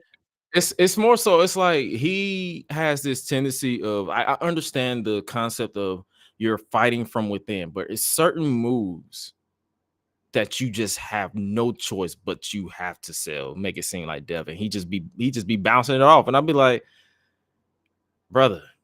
Because I'll use this person as an example. Like there's this independent wrestler. A lot of people know who he is. Darius Carter. This man has a way of selling some of the most simplest things. Because I watched him live in Philly, and I'm like, bro, you have a way to articulate selling things. I wish more people. And he has a way of it makes everything feel. He has emotion for every little thing, and it's like I understand the concept of Will Ospreay. Like trying to find that power within, but it's like some moves, it's like, bro, you got to sell, my dog. That does not take the fact that was a great match. I enjoyed the hell out of that match. I literally lost my shit throughout the entire match. Same. But It was one of the ones that woke me up. But dog, please sell at least once. You're in a match with Danielson, bro. Like he gonna oversell the shit out of that head neck injury thing and get to twitching. Like I made my peace with that, but he's selling, and as devastating as like the moves that he does and how like meticulous he is with everything. Some of that shit, if this was like on like real, like legit, this shit would fucking hurt. You got to sell it because it helps tell the story. I've seen matches like slower than this that like told more stories through the selling, and it makes it hard to get in. Like I get people want to be anti and will overpraise some shit because of the resentment of the other place, and they want it to be all high spots and flippy dippy shit, which is fine. This is fun when done right. It's the greatest shit ever. But when nobody's fucking selling and it's like you playing 2K and your opponent got unlimited stamina, it's just like fuck. What is the point of this? Like, why am I wrestling He this can sell wrestler right now? He can sell, but you can't. For what, my nigga? Like, and it's not a big deal. Yeah, it took me out of it. Like those moments took me out of it though. Like I was in what kept it from being a 10 is like I'm seeing some shit and I'm like, or any of the false finishes. Some of those was just like, bruh, you ain't even sell. I know you gonna kick. You know you didn't sell that. Because it's like you can sense like, and it's like this is little stuff that I noticed. Like whenever I see them open their eyes for the false finish, they be like 1, 2, and they looking right at the ref and then kick out. It's like get the cameraman to go this like to go a different angle because if I see that, it's like he's gonna kick out and then boom, I told you. Kevin done some shit, just hit at 17 different angles. I'm like, got that motion. Or when you making your entrance in 2K, you hit the L stick, click, hit a different angle. And that's another thing I don't ever understand why is why they look at the ref to kick out. You can hear, can't you? Cadence. Y'all can tell the difference between a 1, 2, 3 that's gonna end the match and just we can all tell. There's only 3 different. All the refs do it. I don't know, man, but I'm not losing sleep on it. But yeah, this was one of the best matches of the night. Like this was the match of the night for me. So to me, hell yeah, it definitely was. Like that shit was awesome because then it's one of those reminders where it, like Danielson is he's amazing. He is amazing. He is amazing. Like, it's just one of those times where it's like you see him in certain matches and it's like, okay, he's good. But when he's like in his bag, it just reminds you like, oh, this man is amazing. Even now. Yeah. And you just appreciate it because you know we're going to get less of it going forward. But it kind of, I felt a little robbed on his behalf because it was like I know that it probably he won't say it, but it probably bothers him a little bit that like that story couldn't been told because he's a technical guy. Like those details matter. The people that he looked up and he idolized and modeled his style after did something similar. So I feel like it was a little bit of a disservice to both of them, despite it being like the best fucking match on the card and one of the for me like in the top 5 matches of the year so far. Oh yeah, and Probably it's top only 3. April. And it's only That's April. what I'm saying. Do I think it's going to be the best match of the year going forward, like some of you motherfuckers on the timeline is trying to pivot to? No. Y'all tripping.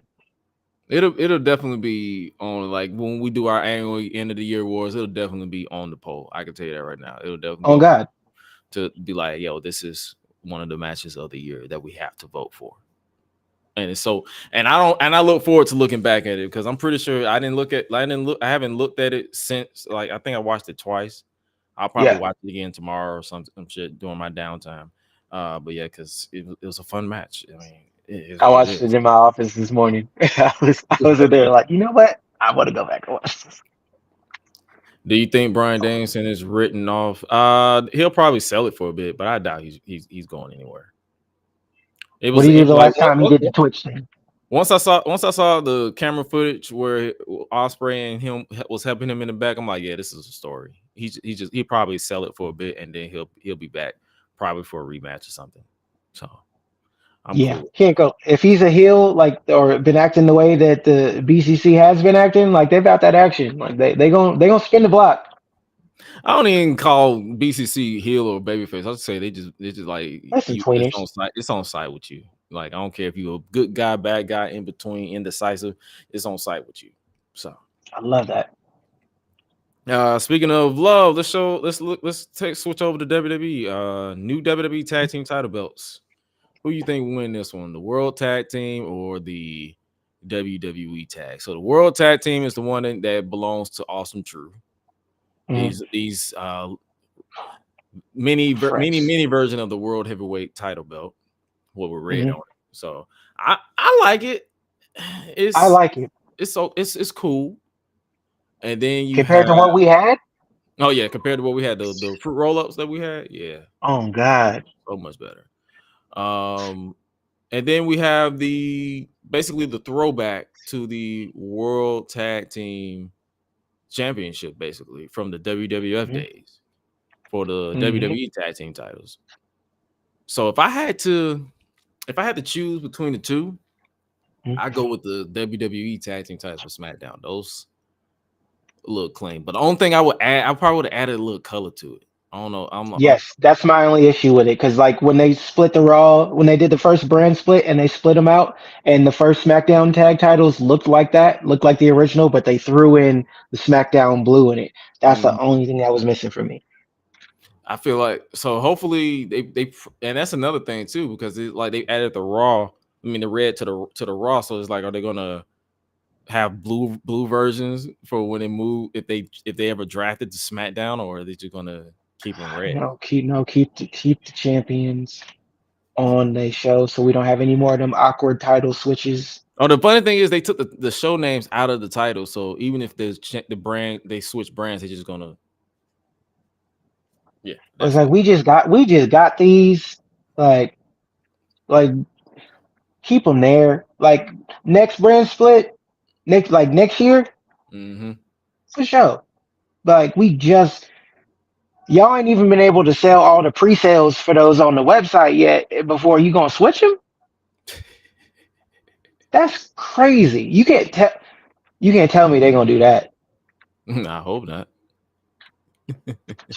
That's why I ain't order them yet. That's exactly why I left it. I'm like, wait, the draft is in.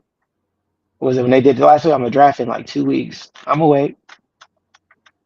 Oh yeah, because I know Highlight was like, yeah, I'm gonna get one for me and Gresh wear them. So I'm like, I'm gonna wait. Hold on for a second.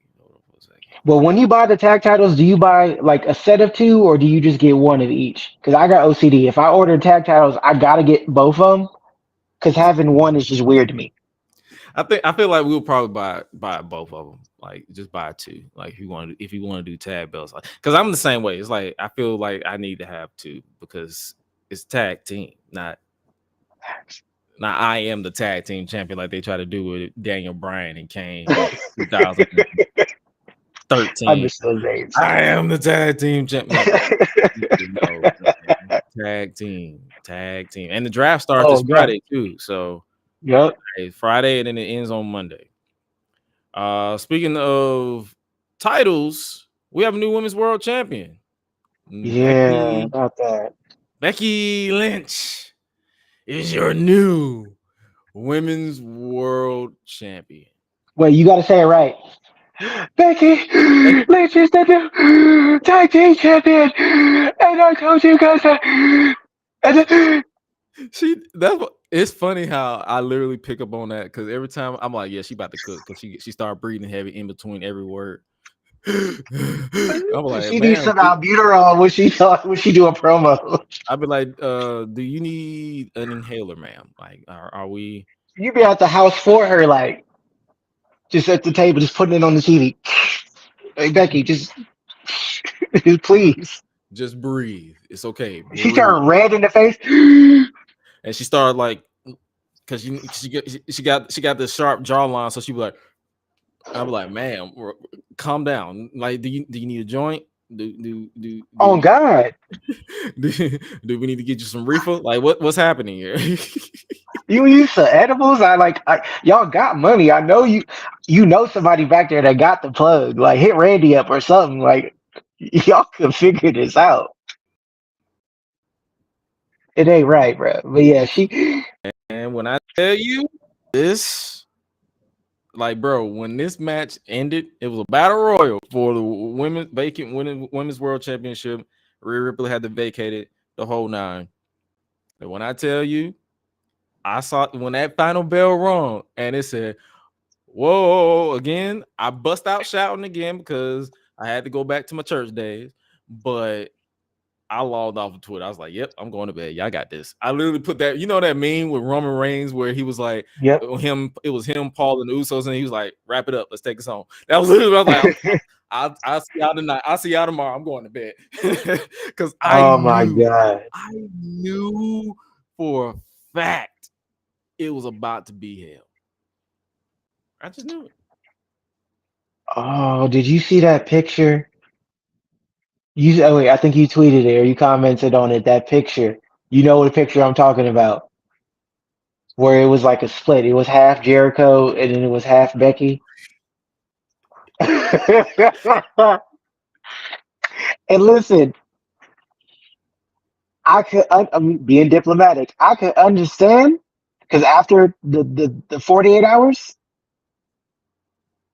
I could understand why motherfuckers would think that. Just in terms of booking. Mm-hmm. Just in terms of booking. Because he was playing it safe. If y'all didn't want Liv to win the championship in a battle royal, then you could have gave it to Nia because she was already they already been building her up and it would have made the most sense. That's what I said. I was like, bro, if it's not Liv, at least let it be Nia and let her beef with Nia for a bit. Mm-hmm. And then title. But at the same time, this is WWE. They trust their 4 horsewomen. If it wasn't Becky, it would have been Charlotte. If it wasn't Charlotte, it would have been Bayley. I'm not gonna cap. I was kind of hoping Charlotte would have popped up like John Cena at Royal Rumble.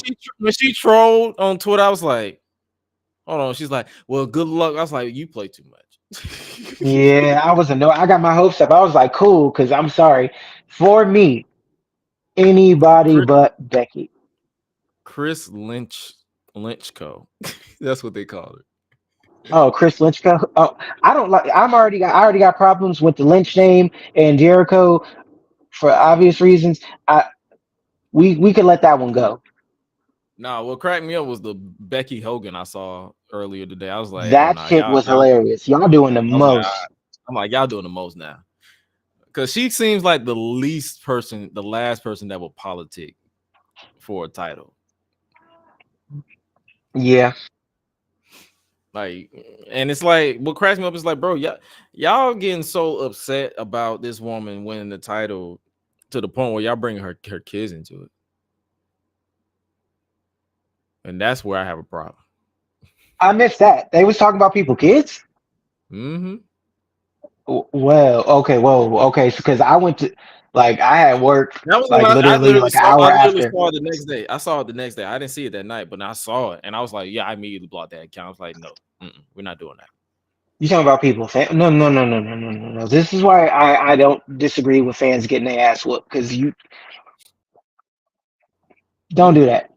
Don't do that. Like I had an issue with her winning just because Becky ain't had no motion. She ain't had no real motion when she was going into the Mania feud with Rhea. They had to convince us of that because I felt like she was being shoehorned into that. And when it ended the way it was supposed to end, then they played it safe and then they threw her in. It should have been Nia because who's had motion? Liv, who's had motion.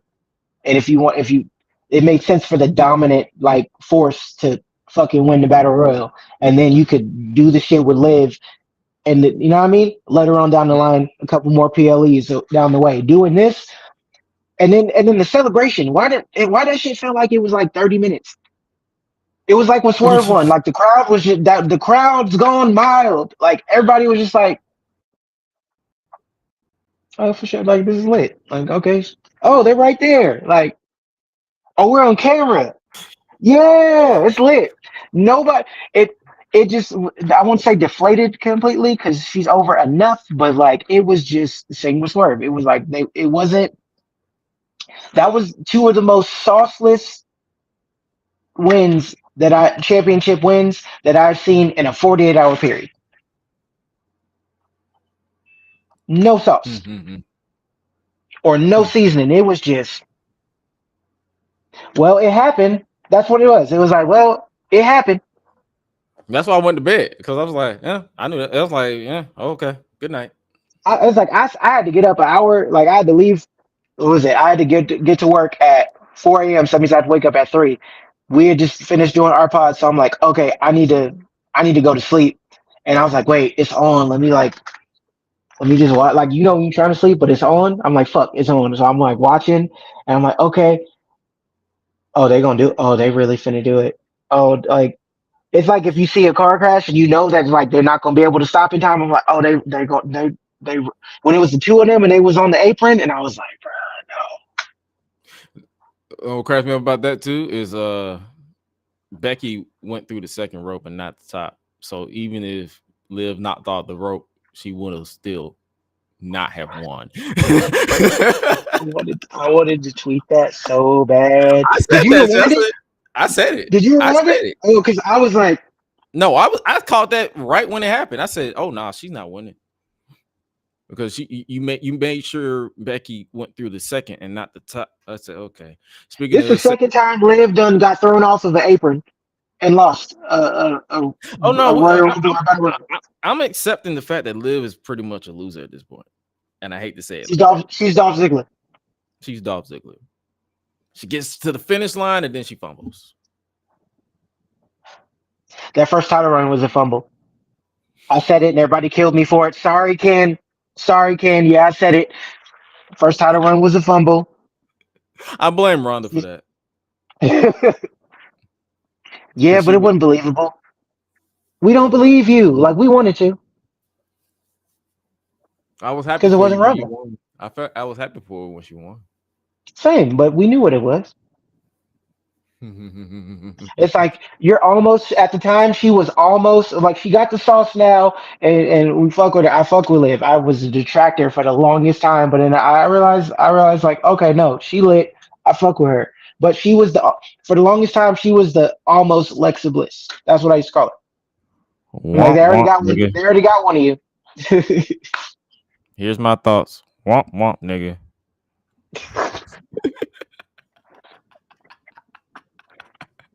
Well, what is it? Womp is our boy who's on CP time. This nigga here is my man, Mr. Highlight Reel. This man is on CP time. Yo. What What's up, happening, man? people? Yeah. He hit us with I'm right down the street. You know what I'm saying? Yeah, he was like, I'm around the corner. He said he almost pulled a what's her name? Lauren Hill. You know what I'm saying? Look, dog. No, he was early. He was coming straight up out of birthday party, dog. You know what I'm saying? That Hey, was turn Marietta, up. bro. I was out there, boy. I was Marietta, boy. That was a far little drive, but it's all good. You know what I'm saying? Happy birthday, Lulu. Good. You know what I'm saying? Live on the air. Oh, Lulu, happy birthday. Yes, sir. Yes, sir. It's all good because you was about 30 minutes until you became Lauren Hill because 2 hours is crazy. Man, I was checking first. I was like, let me peep in, you know, because I knew Gresh wasn't gonna answer the phone right off top. So I was like, let me just hop on YouTube, see if they still live. I saw you was live. I said, oh, perfect. I saw the subject. I was like, oh yeah, that's a perfect time to hop in, boy. Oh, he made his entrance. He said, wait, okay, here's my music. Let's go. Yeah, we talking about Becky and Liv being the queen of runner-up. That old bull job, boy. Oh my goodness. Boy, I swear on everything I said, man. Y'all I can't wait. Boy, listen. All I can tell Gresh first off, Gresh was hilarious alone just off his text because when I hit Mr. Yo TV's ahead of mine, spoiled it for me like maybe not even 5 minutes before the come on. You demon. I'm like, oh dude, thanks. Thanks, Gresh. I forgot you watch it on stream. I was watching it on TV because I was at the hotel, so I was watching literally. No, I got my cable back though. I got my cable back. It's just I think it was because I was on DVR. I recorded so that when I'm on delay, you know, if I miss anything, I can kind of skip commercials and just kind of go back and watch stuff. So like makes sense because they commercials do be long for no reason. Heck yeah, for no reason. Sometimes it's just like, oh my god, come on, you know what I mean? But it got spoiled for me too. Yeah, but it's just it don't make sense. Like Becky didn't need that, y'all. She didn't. Thank you. She did not need this run, that was their safe bet. Like I told them, that was literally their safe bet. Tristan, what's up, yo? We did roast him. We literally roast him at the top of the hour. So make sure you go ahead and rewind that right quick and check it out. Mm-hmm. Yeah, we did roast him. Roasted, you know what I'm saying? Like, you know, hey, it's cool. But man, yeah, that was a safe bet. Like that literally was it. It's like I preferred Nia. If it That's what I'm saying. Like, Nia was robbed. Bro, you could have gave it to Nia if you weren't gonna give it to Liv. But at the same time, it was like the curveball. I think I accepted the curveball before it even happened, and then I was like, Becky's the curveball. You know what was so eye glaring and yet too obvious was the fact that I'm gonna say the quote that you say about Monday Night Raw all the freaking time. Looking at this entire freaking battle royal was like, Raw, Adam Pearce, fight back because you have no division. Not one of them was believable except for 3 women, and you clearly didn't believe in 2 of the 3. So who else was we supposed to believe in realistically taking that title? SmackDown literally has all the powerhouses. All of them. Like if this were SmackDown, it would have been way unpredictable because you'd have been like, oh, Bianca could get it, Jade could get it, Bayley could get it, Io could get it, Charlotte could come back out of nowhere and get it. Oh God, I thought Charlotte was finna. You know what I'm saying? Like something.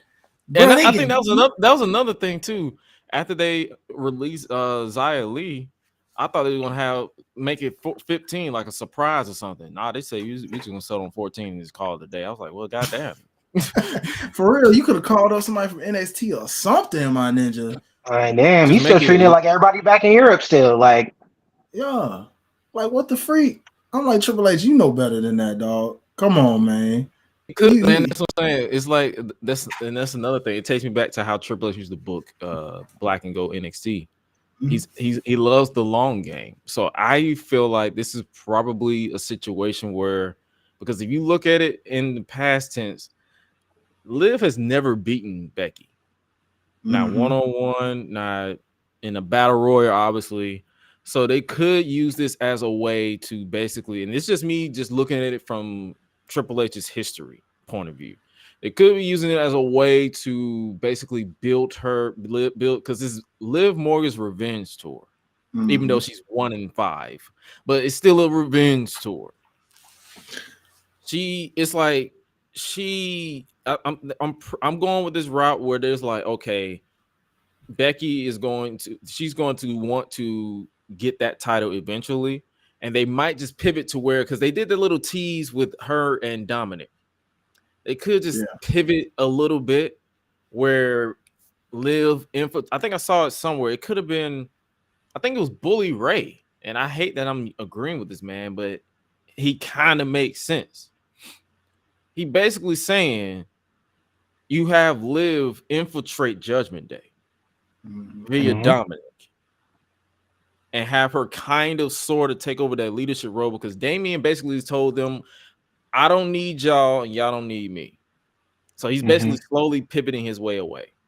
And then she basically gets in Dom's head, and then that builds Rhea. Because I'm telling you this right now, Rhea's come back as a babyface. There's no other way. There's no point in her being a heel. The way that crowd reacted. And Rhea basically, and then that can lead to Liv basically cheating her way to take the title from Becky. Facts. It's kind of like with help from Dom, and then when Rhea comes back, you took my title, you took my on-screen man, and you took my club / faction. I want it all back. True. For it to be a revenge tour, she got to take it. She has to finesse. Take it At all. that point, you hit a lick and take all that. Take it all. She says she's gonna take it all. So that's what I'm sort of like, okay, I can understand if they go that route. And if they don't go that route, then Liv will forever be the forever runner-up, as Rhea said on Twitter. always a bridesmaid. Always the bridesmaid and not the bride. I'll trust the process and the fact that it's kind of a poetic justice and how you mentioned Liv and Rhea. Roman's the same case. Just in case I missed that, if you guys already covered a lot of what's going on that end, but we're going on that one next. Yeah, it's a very similar situation here as we see, where it's like you got people trying to take things that don't belong to them all of a sudden, and you know what I'm saying? Like, I don't know, bro. It's these pops gonna be crazy when some of these big people come back. You know what I mean? Oh yeah, for sure. I'm looking forward to it. You got something else to add? Oh, you acknowledging your tribal chief? Oh God. He's like, hey, you don't stop, can't stop, won't stop. Oh All day. yeah, you acknowledging your tribal chief. So yeah, Becky is your women's world champion. We'll try to trust the process. I just have to point this out real quick because I know my wife go listen back to this. It got spoiled for her. Well, we was recording Sushi, all right, and I paused it.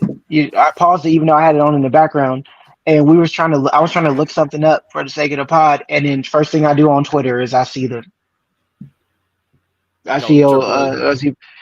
picture, and I'm like, now I'm like, now I got to see how it happened, because this made no sense. Like it made no sense to me. And then I go in the other room, and my wife's in there with her friend. They're watching something, and they're watching Raw too, and she's like, why do you look like that? I was like, nothing. Just, I'm going to go because the match coming. She's like, wait, why you look like that? Don't worry about Becky in the match?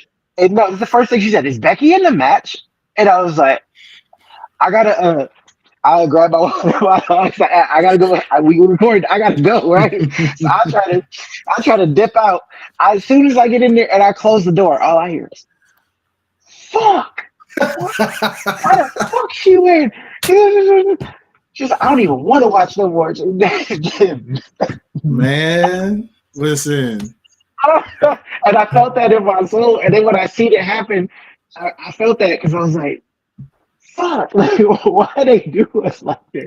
I agree. My lady is a big Liv fan herself. So when I had to break the news to her, it was just kind of, she was a little more cool about it. Yeah, she still heard about mommy giving it up the title. She's still mad. You know, my girl couldn't do nothing but shrug at it because she was like, well, you know, she remembers when that receipt was kind of given with the chest shots. So it's kind of like she just kind of shrugged it like tough break. Like, tough break, nigga. What goes around comes around. Yours took the news better than mine did because she was still mad in the morning. She's like, I can't believe that bitch won't. Mm-hmm. And she likes Rhea. She does. Like Rhea got her attention from jump, but it's like Liv is that number one in her mind. So it's like that's why I'm just like she got to win this title, bro. Because otherwise you can't have the super hardcore Liv fans. Why? Why Becky with the red hair, dog? Why? Oh Jesus, man! Like it's supposed to be a new era. Like why? Exactly. It's supposed to be the new. We need to add a second new to it so we can get closer to getting away from the old shit. New era. We need to. And see, they could have at least he snatched our chain like new because we thought it was going to happen. He said nope. And what I don't get to as my final point to this, why the heck didn't they just borrow some people from SmackDown? It ain't like we don't have a draft coming this Friday anyway. This would have been a perfect time. What cracks me up too with that, Santos was on Raw. Exactly. So you could have easily got Tiffany Stratton or somebody. I would have accepted Tiffany Stratton of all people to come in here and win this thing. At least, good God, like you couldn't tell me that you couldn't get Naomi, Tiffany Stratton, Mia Yim, some people from SmackDown that you ain't using. Oh, girl with the nasty dreads and that don't wear shoes. What's her name again? Not even. You talking about Valkyrie? Oh, you talking about Valhalla? Valhalla, yeah, Valhalla, yeah. She just like you could just see her just chilling, asking for change on Campton Road. Tristan said that was not the Becky Plies was talking about. Not even a little bit, Tristan. Not even a little bit. Way too much jaw. Oh man. Oh my Lord. I forgot about that song.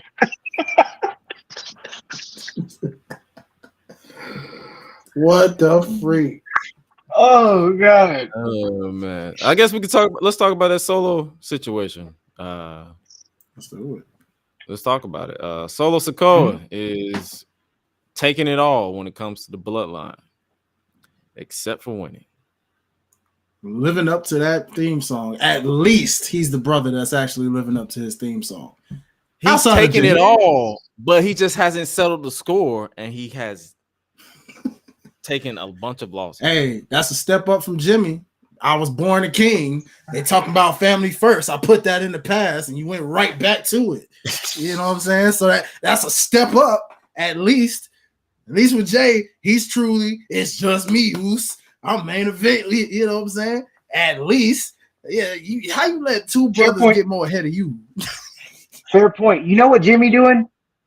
Jimmy is that side chick that be swearing up and down that he's gonna leave her so then they can go start a family. Like the bloodline said they was gonna do right by me. They gonna leave whatever and do right by me. Ain't nobody leaving. Nobody.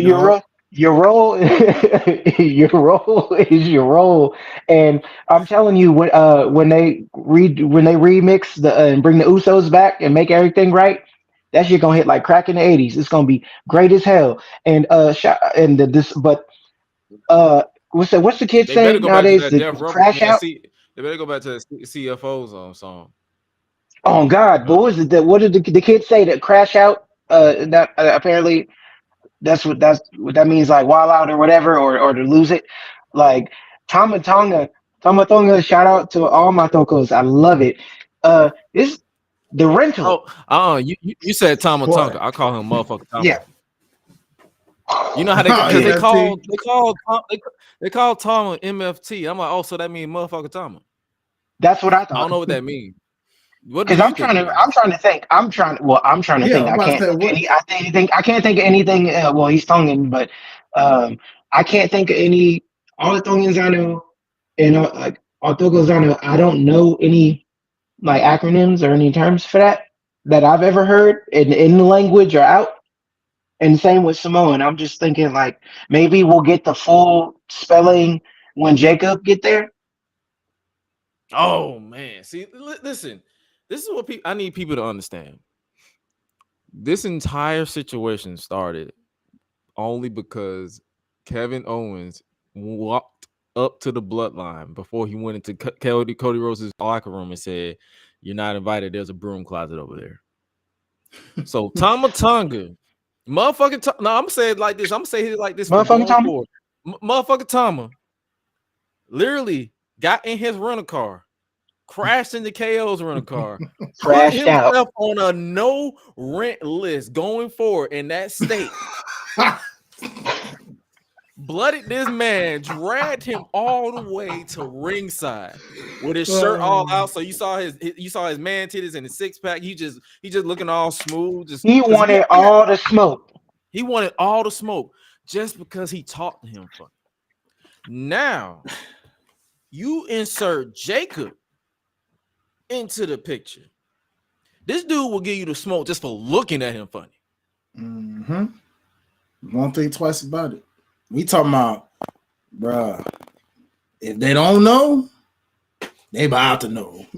It's like, and shout out Jacob, Nutty North Sacramento. Those who know from the hide your area know kids. that they about that action. Hide your kids, hide your wives. When that I mofo is on the know loose, KO gonna want to get. I know KO during the draft, he gonna want to get drafted away from the Bloodline because I feel like he's a forever op. man. Like Sammy, they got room over there, but like, Hey, bro, it's not safe over draft here. me back? Man, Like, bro, It's not safe. it is not safe over here. Like, bro, I gotta literally look all I up. did was just say something. He said, I "Help." just said something snarky. Help me. yeah. Help Dang. me.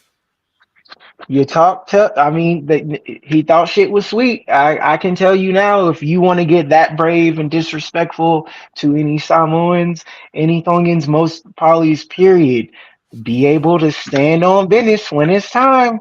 Mm-hmm. They Let's do not forget. But that's my thing. My thing. He didn't even say anything disrespectful. I mean, no, he knew what he was doing. We got your locker room now. Up, you can go now. Y'all was been beating my ass for 2.5 years, 3 years now. But I'm gonna say some slick shit because Cody's here now. Even though we was whooping his ass for 2 years. Wait. He knew the smoke was coming. Time out. Who's we? KO ain't win no championship. I'm like, wait a minute. Cody in the night. We. I'm like, we. He said, I'm with Cody now. When's the last time you been Universal Champion, bro? Wasn't that like 2016, 17? Nigga, it's 2024. he said, hey, no, hey, Cody, my partner him. It's my partner him. I'm finna go. Cody Road, my partner him. I'm finna go fight with him. Hey, low key, he do need Randy. What happened with that? That's another thing. They just completely just dropped that angle. What happened to, I'm getting my get back with the Bloodline. I'm getting my get back. That man get no get back since. That fatal 4-way happened and they just deaded it. Poor Randy. They say, yeah, that's it. They say it's a wrap. You know what I'm saying? Randy finna go home and smoke a blunt and play some Fortnite with the kids or something when he get to the crib anyway. He probably got high and forgot. Bruh. He's straight up just like, yeah. Yeah. All good. He's like, oh shit. Oh yeah. Fuck. I do need some. We had problems? Did we? Do we? Oh shit. Ah shit. Here we go again. Man, look. Oh my goodness, bro. Oh my goodness. Yeah. Nah. Man. Yeah, I forgot all about that. They did too. It's okay. Mm-hmm. You see? They're smoking that fire now. You see?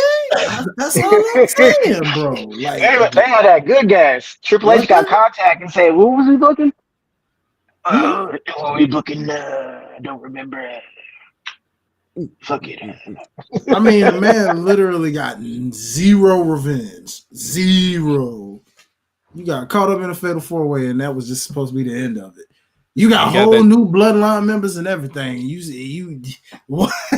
You could have easily. You know damn well there's more of these niggas that are out here. You already know that, like, they gonna replace the numbers. It's deep. Mm-hmm. Hire a small army. Get you some security. Like, at this point, you better hope Bloodline versus Bloodline become a thing and everybody could just kind of skate by. I know KO hoping that after last Fight week. back, nigga. Fight back. Hey, Roman, he over here. Hey, Roman said he was tribal chief, and then just dip out the corner like this. Like, yeah, Ask Sammy for some help. Hey, Shit, man, so I mean, so would I. just don't go hide in no porta potties. All right, KO. Don't go do that anymore. I don't need that again.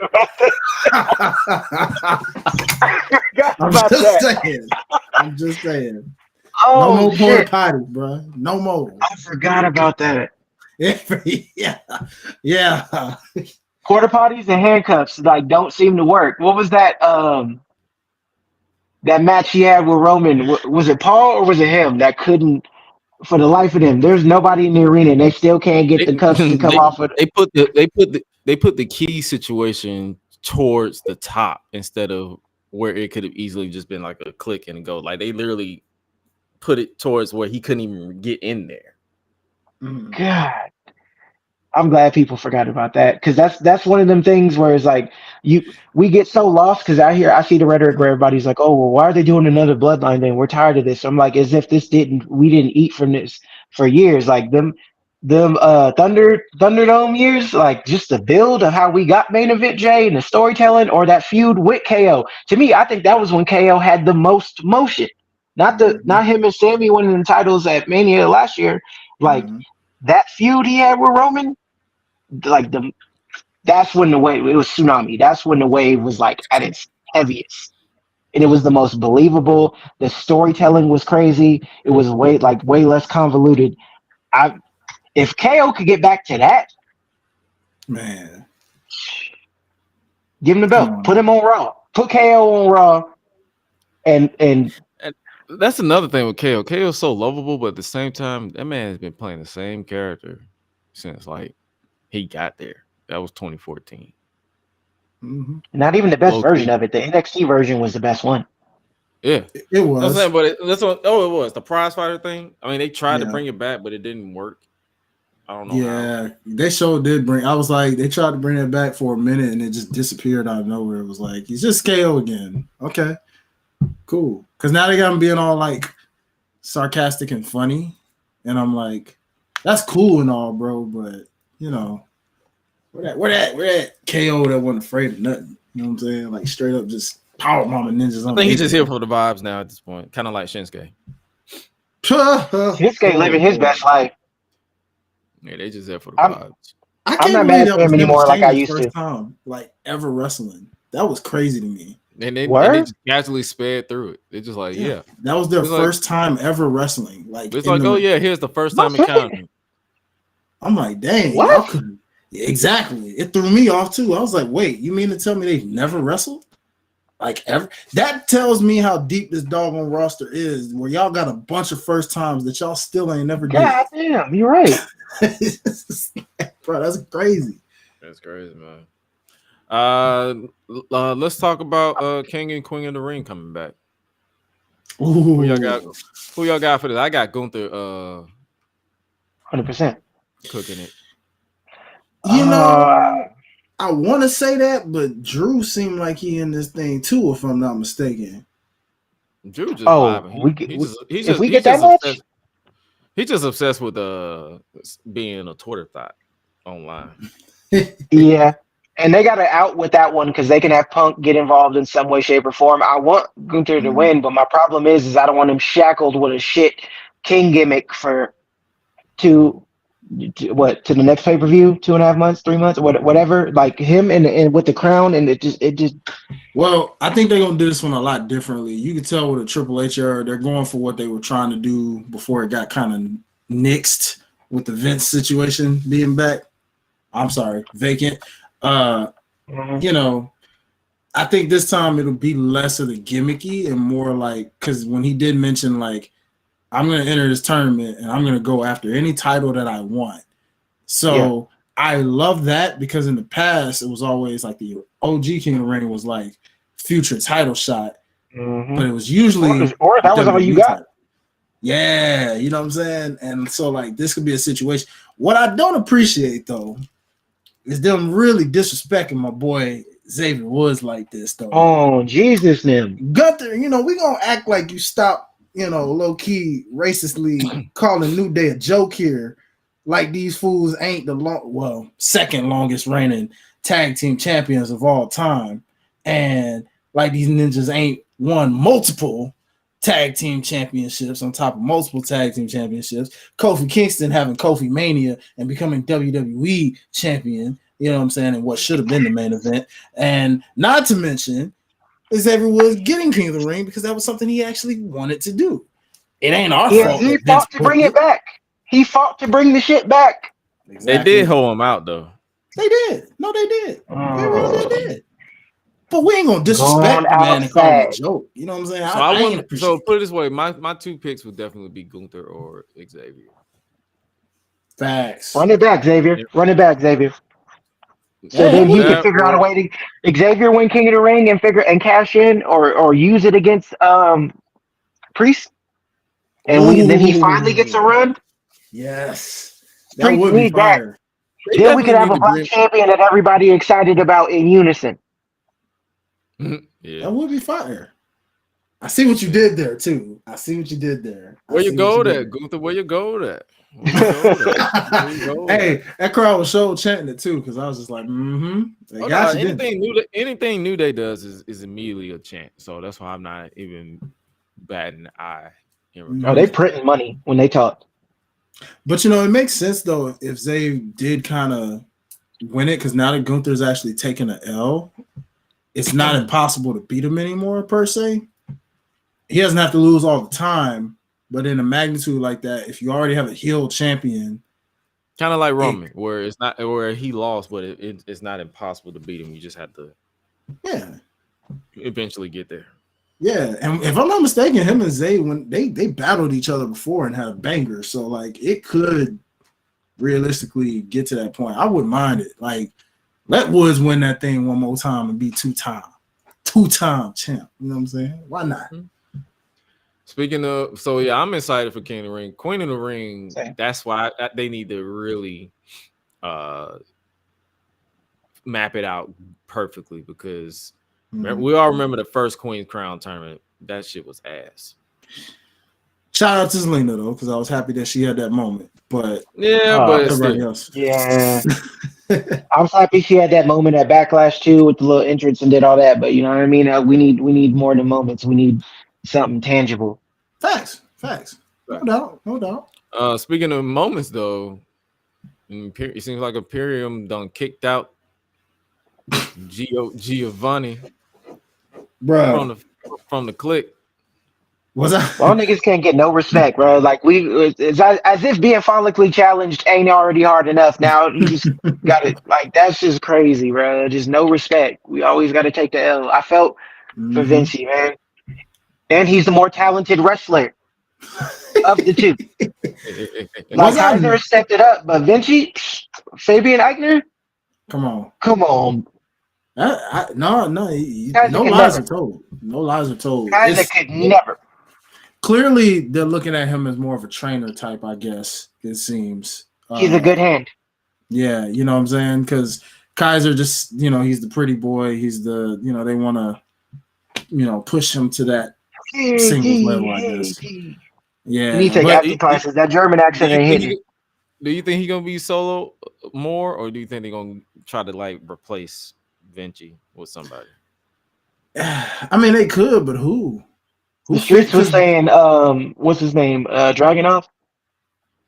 Oh, God. In a tag team form, though? Dragunov comes off so singles to me, man. And he's smaller than Vinci, so I'm just like... Well, but also, you ain't finna fuck with Dragunov. Yeah, I'm about to say, small or not, that man will F you up. I'm just saying for the visual, it's like an evolution chart. It'll just be, you know what I mean? I mean, I'm about they to say could because do it, but that man is not someone that you be like, oh, he's so little, or that may be little, but he got the no, bite and the punch of a pit bull that's that nigga's radiant. scary. You see the workout videos he be posting and shit? I'm like, why are you even doing that? I didn't even know your shoulder could like. Why you do that lifting with your forearms like that, bro? Like now you just showing up. Tristan. That's a good point. Dragunov and King of the Ring would slap. That would slap. It depends on how this draft turns out, but we'll see What about happens. Melo? Melo's also a good option. Melo with the crown.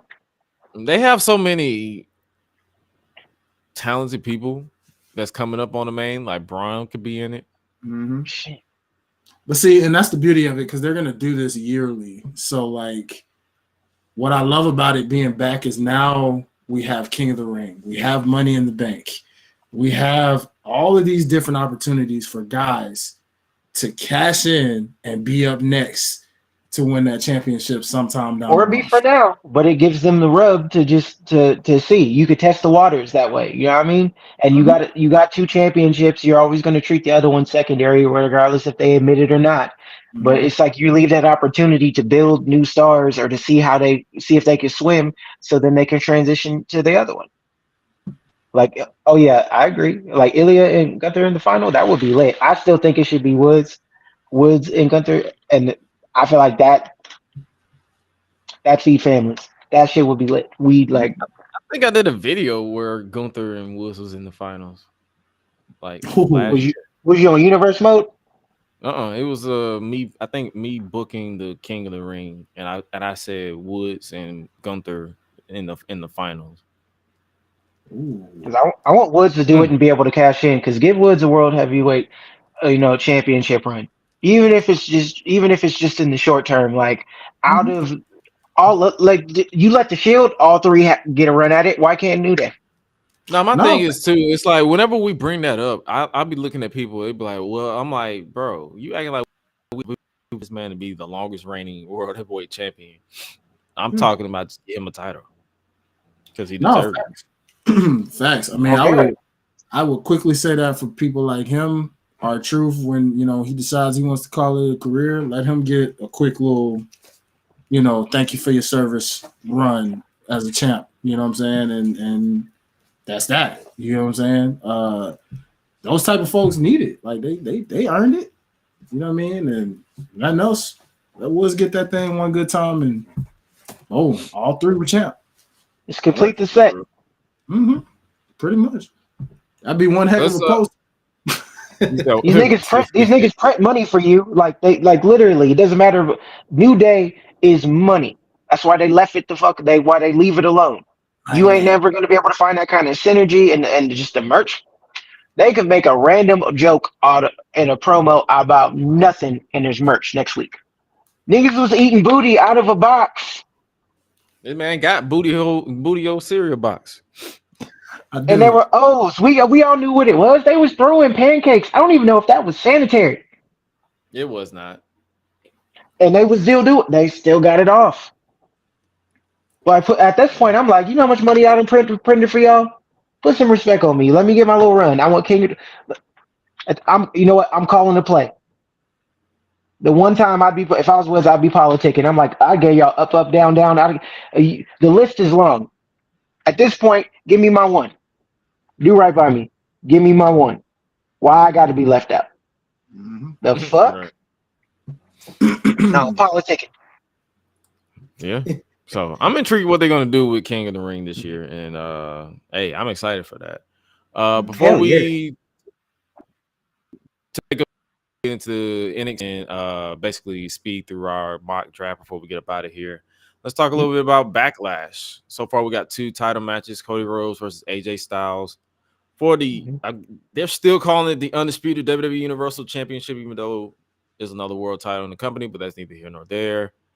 And we have Damian Priest defending against main event Jey Uso in France for Backlash on May 4th at like 1 p.m. Eastern Standard Time.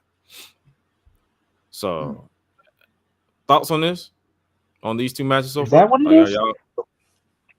I mean, I ain't heard nothing about it. It just seemed like they jumped into the draft and King of the Ring. I forgot Backlash was happening.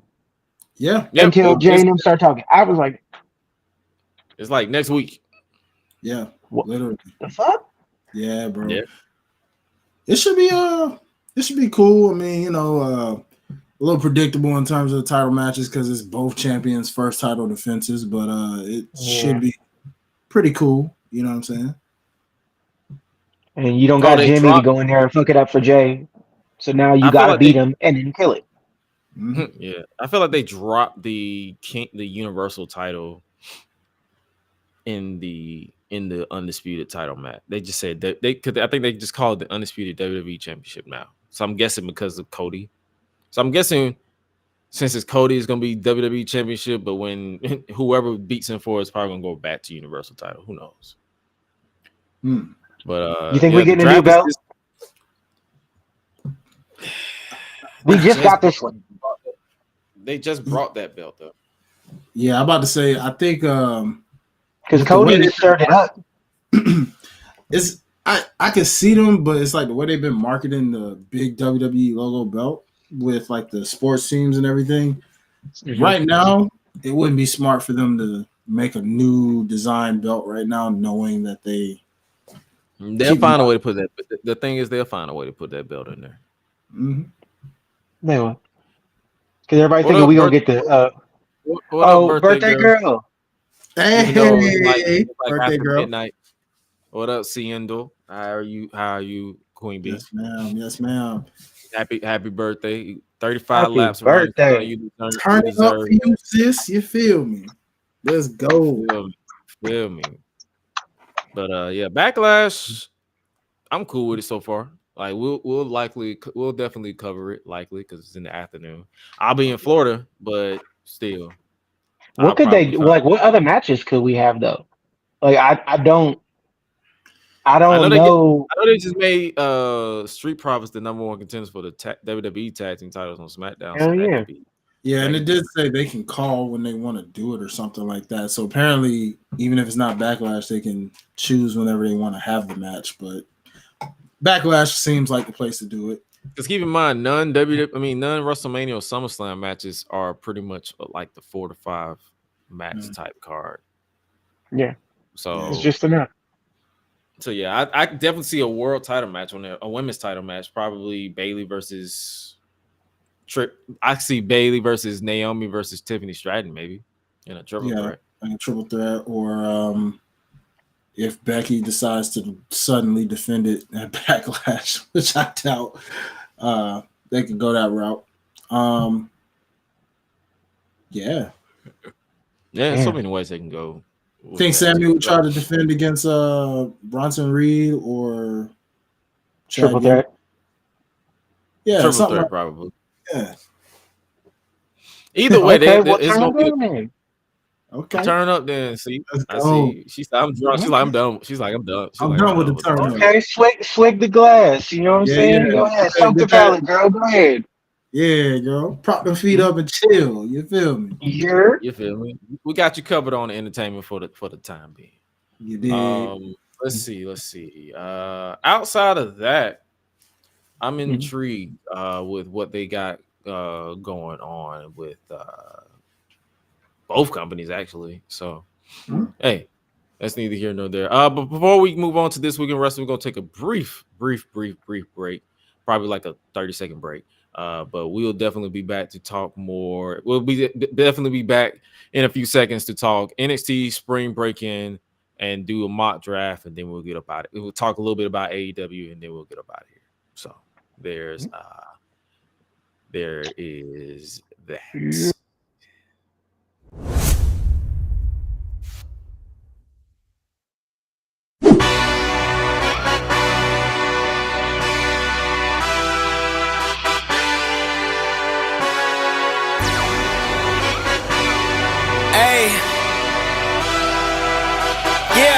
Let's see how you do under pressure.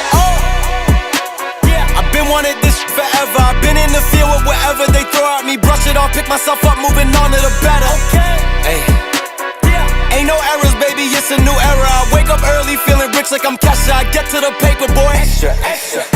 Work with me, you know that I got it. Come with me, let's take a trip to the islands. We up on the jet, we'll do more than just fly on it. Stand on that hill, you gon' die on it. Boom, boom. Yep, ladies and gentlemen, right there you saw the official announcement. Starting April 29th, 2024, we'll see the new podcast under the GRESH Digital Media brand, headlined by international professional wrestler Ruthless Lala. She will be on Mondays at 8 p.m. Eastern Standard Time on wherever you stream your podcast, on YouTube, Twitch, or Twitter, X. And it will basically is dubbed All Shit, Here We Go Again. It'll basically be full of blind reactions. She'll be spotlighting the independent wrestling scene because she feels like we all talk about AEW, WWE, TNA, or whatever, but we don't really highlight independent wrestling scene as much as we should. So I'll be behind the camera. The first episode will be dropping on this coming Monday, April 29th, 2024, with yours truly as the first guest. She begged me to be on there. Not really begged, but she was like, Josh, I want to chop it up with you. I want to do that. So that goes down this coming Monday.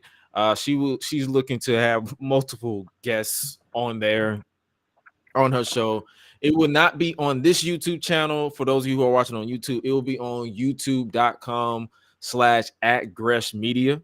So make sure you guys subscribe over there. I'm trying to make sure all channels are separate so nothing can be confusing, nothing can be disorganized. So that's a different channel if you guys want to support over there. But anything else will be the GRESH Digital Media or the GRESH Digital GRESH Films social media. So hey, man. Oh, yeah. She said, Siondo, like, we might as well go ahead and give us our her props. Athena is 500 days as Ring of Honor Women's World Champion. That's some freaking go. You know, 500 days. Oh, yeah. I was finna get into that. 500 days, dog. That's wild, bro. Like, hey, props. And I still be talking about her match with Willow. Mm-hmm. And her match with Billy Starks. Her tweet was funny on Willow finally winning the championship. Like, oh, the bitch actually did it. So I was like, oh, snap. I was like, yeah. Gotta love when a rival tells, congratulations. You know what I'm saying? Oh, yeah. Sure. So shout out to Athena for making history and holding it down for Honor. For sure. And shout out let's talk about NXT. Oh yeah, Lala. Shout out for the show. Like something new, something fresh for you guys. That'll definitely be a thing. It'll likely be live. This one will be tape delay because I recorded this before I left Atlanta. So it'll definitely be going down 8 p.m. Eastern Standard Time. Right, it'll be going head to head with Raw, but it's just something in the background that you guys can. Because I told her everybody don't watch Raw. Facts. So it's like it could be something just for people to just chop it up and really interact with and have fun for.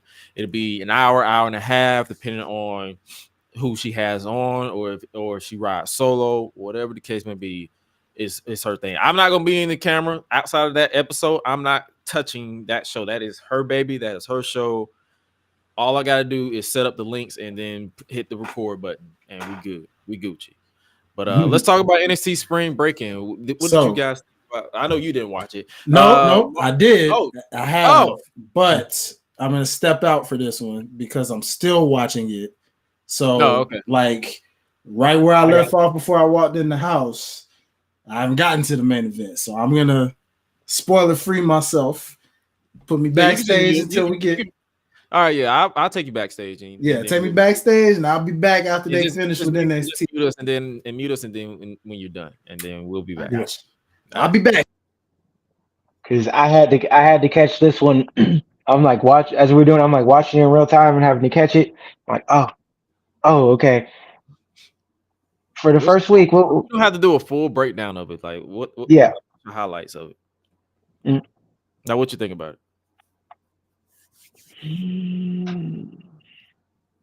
Because the first full week of NXT Spring Breakin', so it's basically their 2-week extravaganza. So I'm satisfied, but like I don't know why.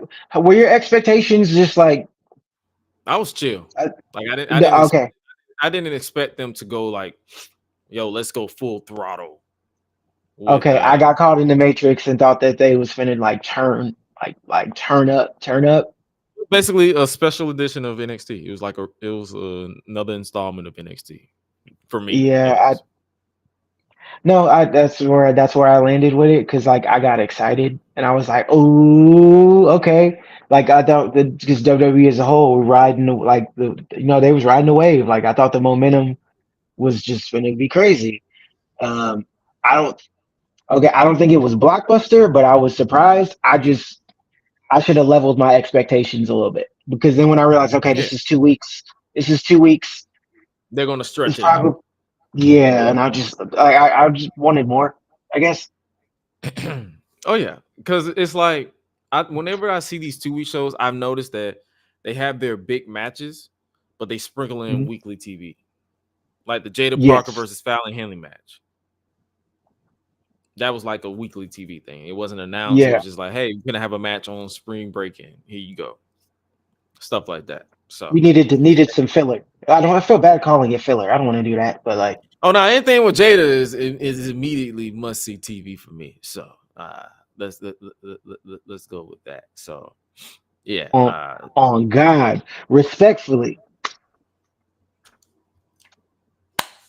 Miss Parker. Oh my, like you just the pray, don't take him to church. I'll start praise dancing. Respectfully. Like you with the Becky Lynch theme in the video. Oh man, I'm gonna be using that video soon. Oh Jesus, no. But for real, what's something that shocked that or were you unintentionally shocked? Honestly, Or like you had a moment where you were just like, oh, none of it. None of it shocked me. really? That's what I'm saying. Nothing was like, oh my god, they did it. It's and I hate to say it like this, but if I knew for a fact that main event was going to happen the way that it did.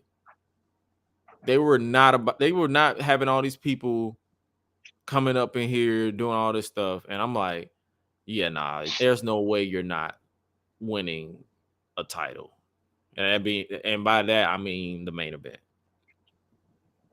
Yeah. Anticlimactic?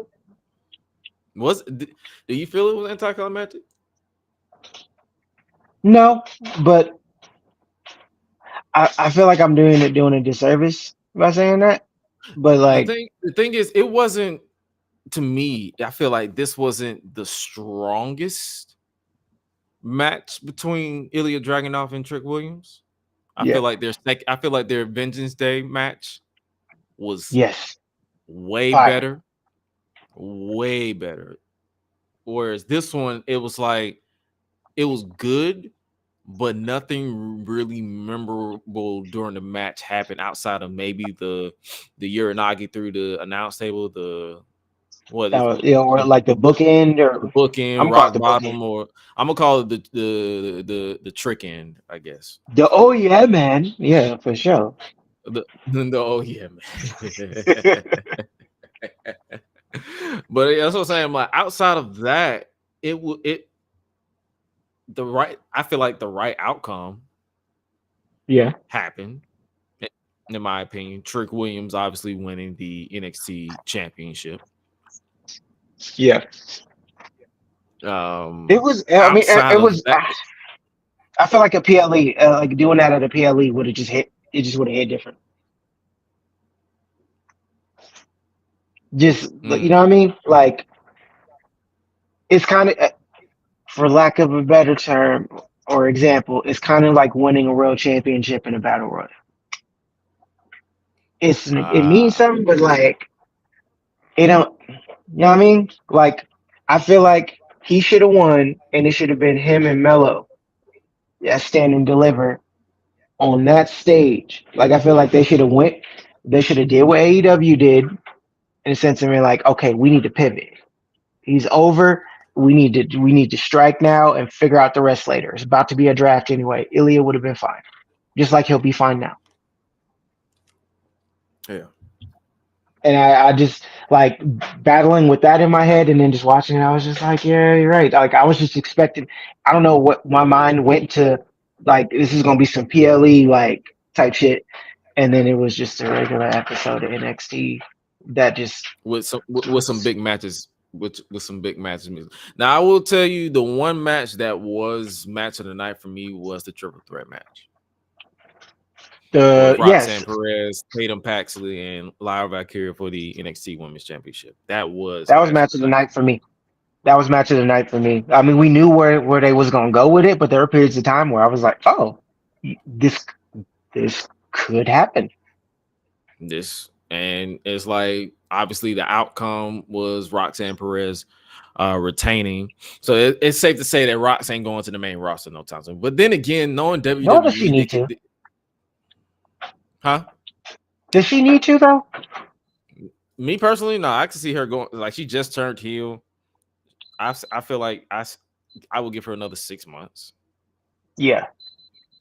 And then maybe have a situation where she's like, I'm done with NXT. I feel like I've outgrown it. And then she just like demands to get signed by either Raw or SmackDown, something like that. Like I feel like everybody don't need to be in the draft.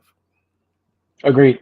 And a smart finish from Roxanne too. Like Tatum hit a 450 and Rox just slid right in and took the title. Or retained. Yeah, like a clever heel. Oh yeah, most definitely. She did it. She worked smarter, not harder. Right. It's like, hey man, I'm here for a good time, not a long time. Oh God, that's like, oh, you did the work. Appreciate it. Let me get in here. Appreciate that, boss. I appreciate that. Thank you kindly. Give me my money and it. Right. Let's see what else we got. What you think about the Blair Davenport versus Soruka? I thought it was I thought it was gonna be the traditional clusterfuck. Anyway, like I was like, okay, they threw this on here. They need to have some heat because I forgot that they was beefing like that. Like, because like no, she got hurt. Like I was legit trying to figure it out, and then as they're watching the match, I'm like, okay, it's gonna be beach theme. They're gonna throw some shit in there, and then there was periods of time where I kind of got taken out of the match. I'm like, why is there a kiddie pool with like what damage is you finna do in that? Like when I seen that, I was like, bro, for real, this what we doing? Like, why do we need to do that? And it's like it became all about props. I'm like, what kind of props can you do? Because the homie was talking to me earlier. He's like, well, what if this is like, what are they gonna do? And they guessed it. You know when somebody like ironically guesses something, like what they just gonna use beach balls with a fucking surfboard? Somebody gonna get choked with a towel? They're gonna throw sand in somebody's face? Like I'm just like, and the thought of that, I felt like the whole time I was paying attention to the props more than the match itself. And I just feel like if they just had a straight match, like without all of this, and they were just allowed to cook. Because Soruka is like heavily talented. I feel like give her like, because she lost that time when getting hurt, but give her an extra year or so, or give her a year or this year to finish that seasoning. You got something with her. Blair Davenport, always depend on her for a good match. I've seen her be in the ring with people that like tell they green, and she makes it serviceable. Same thing. Or that same thing with Ilya. Yeah, like if you just get in there and they're like, oh, okay, they're gonna make everybody look golden. This is kind of lit. I fuck with this. Mm-hmm. But I don't know. I was just kind of disappointed because I felt like the all the other shit in there. Like once she hit the what's her name, the Soul Snatcher, when she hit that on a boogie board, I was like, oh, bro, come on. Like that was a clean ass move, and then I laughed. I was like, come on. Yeah. Like, I don't know. That one and then the Lexus King and Oh, I don't care about that. Oh, so that's another. Did you watch it or did you hit the skip? I went to the restaurant.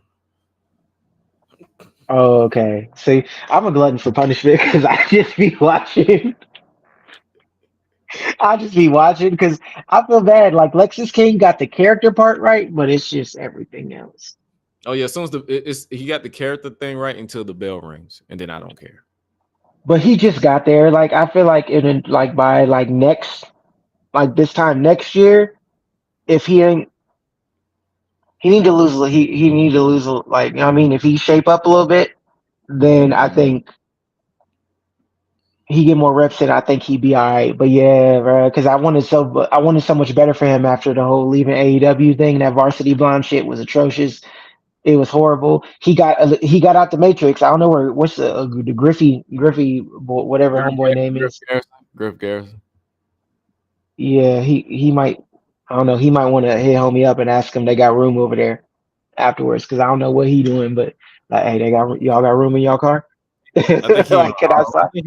he on ROH. So, Okay. let's talk about the contract signing for the NXT Underground for the women. That's gonna go down next week. Natalya versus Lola Vice. Lola announced Shayna Baszler will be in her. Hell yeah, I popped, especially after the Bloodsport shit. I was like, oh, it's lit. Now that was something I can tell you did pop me. Like I was like, Yeah. oh shit, you going with Shayna?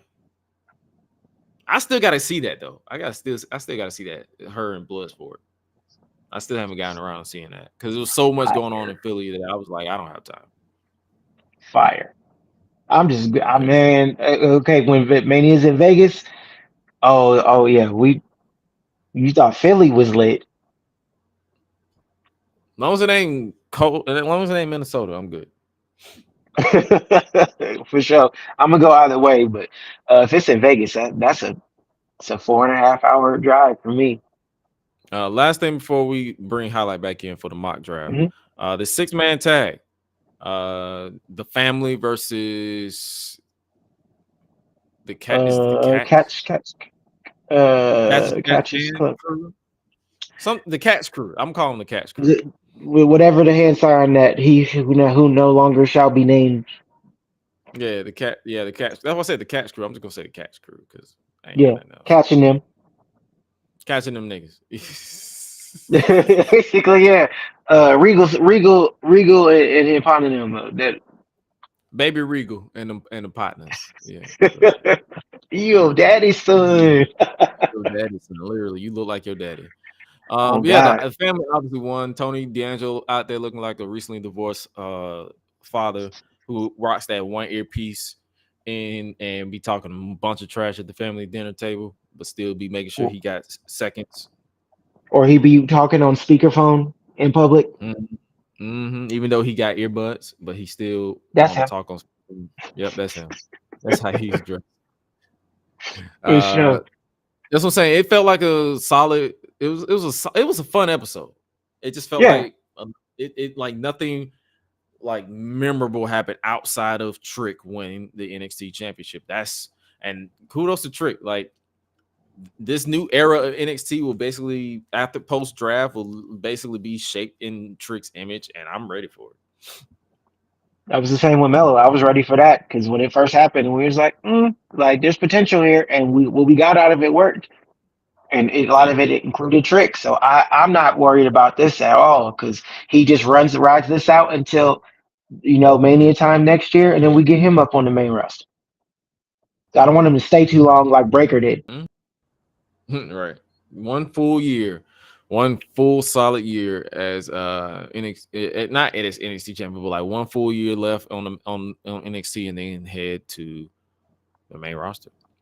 But that concludes our brief thoughts on NXT this week. Week 1, week 2 goes down next week, and we'll be right back here to give our thoughts on week 2. Let's bring highlight back in for the mock draft, talk a little bit about AEW, and then get up out of here. But for those of you who don't know what the mock draft is, it's basically we'll select 15 respectively. We'll select 15 superstar randomly. You just throw 15 names in the hat, or we'll just like randomly draft for who we feel like should be drafted to Raw, SmackDown. I think NXT is in this too. So we'll just talk briefly about who we want to go where. I'll give each of us like maybe 2 minutes apiece or whatever, and just talk about like, hey, let's put this person, why this person should go here, why this person should go there, you know, the whole nine. Let's see if I still have my. I gotta have a list. I'm trying to remember off the top of my head. Just pull up WWE.com and pull up the roster. Yeah, pretty much. Yeah, that's pretty much how I do it. Yeah, got to. Yeah, okay, I got the clock. All right, so yeah, we'll give each other 2 minutes, and we just give our thoughts on who we feel like should be who we should go where. Let's go ahead and let's get this started with. I guess I'll go first. All right, let's do that. All right. So me personally, I feel like SmackDown, and no, scratch that. I feel like the Universal Championship should go to Raw, and then the World Heavyweight Championship should go to SmackDown, because I feel like they can shape the entire blue brand around that title, and then have, because I feel like Raw is still the flagship show, so keeping Cody on Raw and drafting maybe your Braun Breakers, like some people that can round out that top roster, in my opinion. I'm not saying right away, like they, and honestly, I hate to say it like this, if it's not that way, I feel like if Cody stays on SmackDown, I feel like the Bloodline should be drafted to Raw. Give them something new, give them a shake up a little bit, in my opinion. As far as NXT, I feel like it's so many people that should go down NXT, like your Maxine Dupree's need to go down there full time. Who else? I feel like you can put the OC down there. They already can keep them down there. It's so many, and it's like as far as the women, I feel like Becky should be drafted to SmackDown. Like draft that entire story to SmackDown, and then draft maybe Bianca, Naomi, Jade to Raw, and that way, and like balance it out. So outside of that, yeah, that's how I feel like the draft should go. I respect it. Because I'm looking at the rosters right now. So, okay. I'm looking at Raw and SmackDown. So it's at 15. I can go 5 for each one. Because I'm thinking. Okay, bet. So yeah, that was my brief run through, because I didn't really pull up the roster, but yeah, that's how I feel.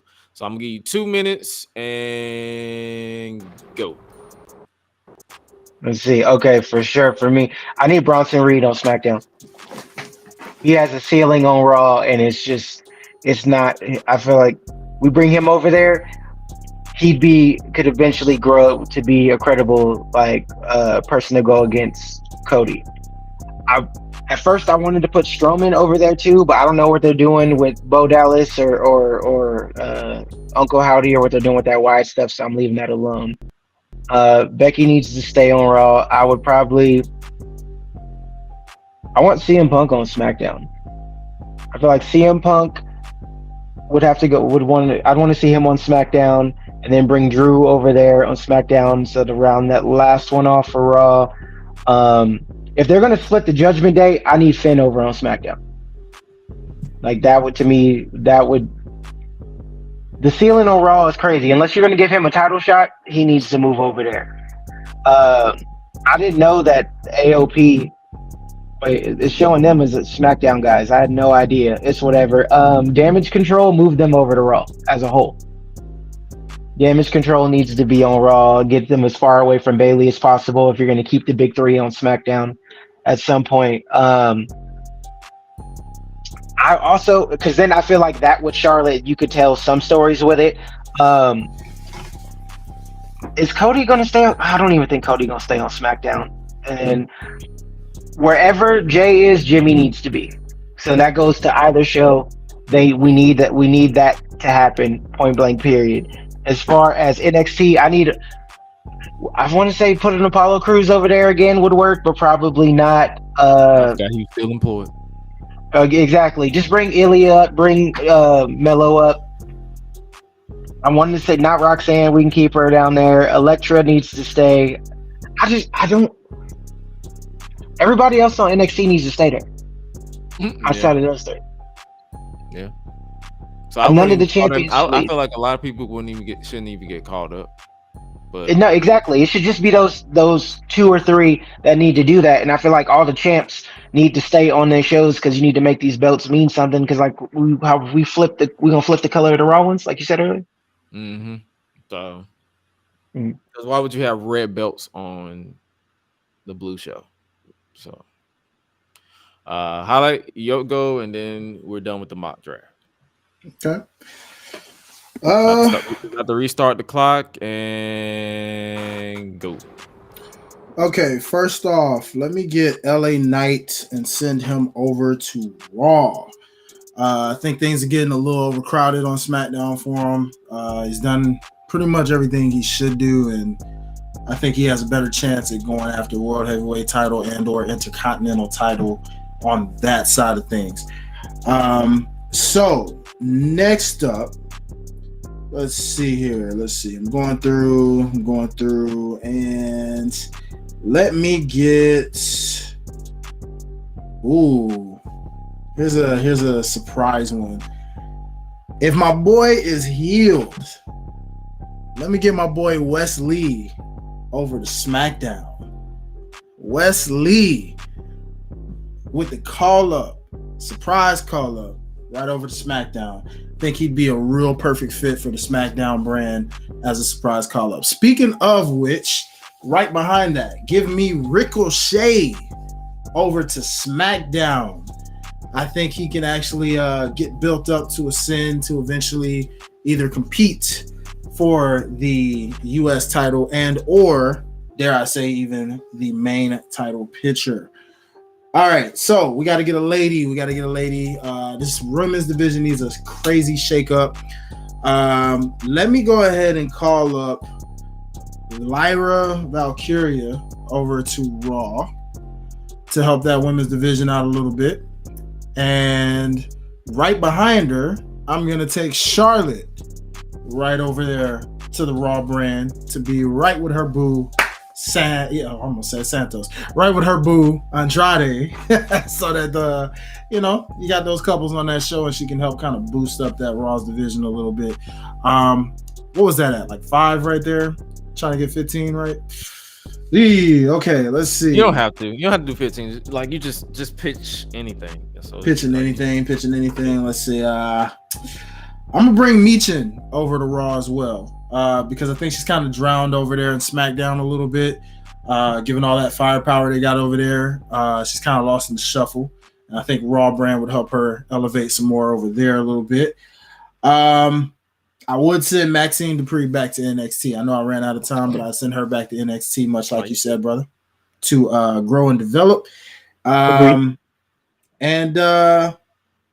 Low key, man, I almost want a Nofe and Idris, man. I want to send them up just to get that tag division boosted some more. But I would put them on like a SmackDown. They scream like a SmackDown. There you go. To me. Hell yeah. You know what I'm saying? Let SmackDown be like that young, youthful kind of show where you get those like fresh, youthful eyes. Yeah, pretty much. Yeah.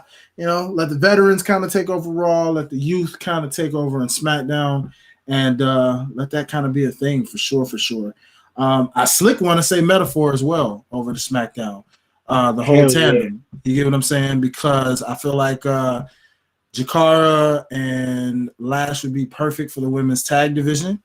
And, you could say Mensa and Noam Dar could be a cool tag team as well that you can also use. So that seems like a pretty cool thing for SmackDown as well. So NXT, I know I left you hanging a little bit. But off top rip, those are some of the little shakeups. I kind of disagree on the Jimmy and Jay situation only because I don't know. Jay still, that merchandise is still selling, and he's still kind of like really over right now. But I understand the sentiment given what's going on with the Bloodline, so I can see why. That No Yeet shirt is hitting though. Them No Yeet shirts hit more than people realize.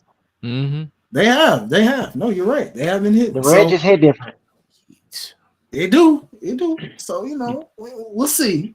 But that's about all I got at the moment. Looking at this roster right now, right off the top, unless you want to throw Ivar on SmackDown as well because of what they've been doing with him. Just let him run NXT. Yeah, I thought that. I was thinking of sending him down to NXT. Real talk, because him and Brenton, I think, Brenton, him they cooked kind of on the slick. So let's see what happens, man. Oh yeah, for sure. So that is our mock WWE draft. The WWE draft goes down this Friday and concludes this upcoming Monday, and hopefully they do something real fun with the draft, like war rooms. Bring that back. Have fun. Just give us entertaining matches. Let people cook during their matches, because we know during the draft. I said, during the draft, the matches don't mean shit. So if you just give people time, put some people on there that you know can cook. Put Gable in there, let him cook. Let Ricochet cook.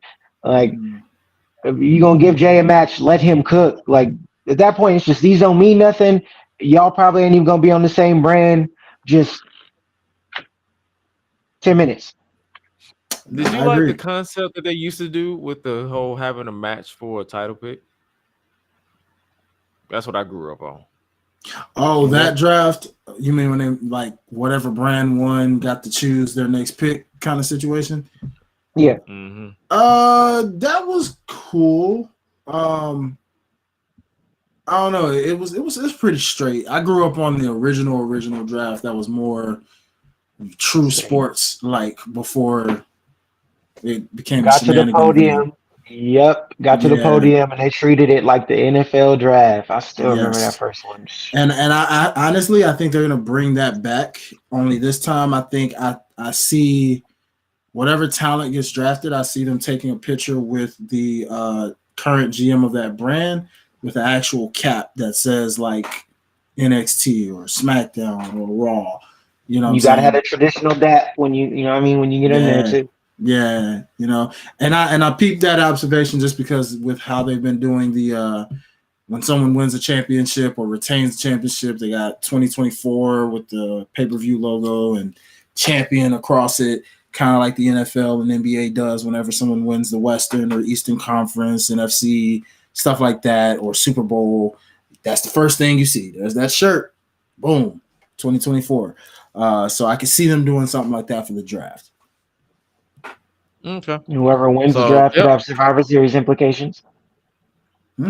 Yeah, do something like that. Long-term ramifications, not just you reading names on the list and saying this person goes to this show and this person goes to that show. That defeats the purpose. The first draft without Voldemort, he who shall not be named. So this is the first draft without him and his input. So I'm actually excited to see what goes on with that. Oh yeah, for sure. And no Fox robot either. You won't let us forget, man. You that one person that always bring up the shit that nobody want to remember. Oh, don't forget about. I'm just saying, you know what I'm saying? Because when y'all mentioned War Rooms, I could not think about the stupid Fox robot from freaking NFL of all places. Well, it's got a name. You don't need to remember. Yeah. What is that? What do you think about the NXT thing on that they're doing at the UFC? Let's talk about that right quick. Oh, man. Be at the UFC Apex. I forgot all about that. Yeah, let's talk about that right quick. Like, I'm cool with it. I mean, I was going to take the trip to Savannah for the show because they were originally going to be in Savannah, Georgia for Battleground, but they switched it to Apex.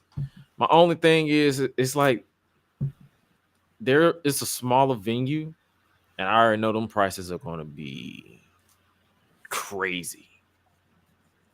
Oh, is it an octagon? Yeah. Is it an octagon? Because when they show it, I'm just like, they're not gonna have every match in an octagon. Like, I hope not. I hope they just let them. They just use it as a stock footage, and they just take it down, just set it up like a regular. Oh, a bunch of B-roll. Yeah.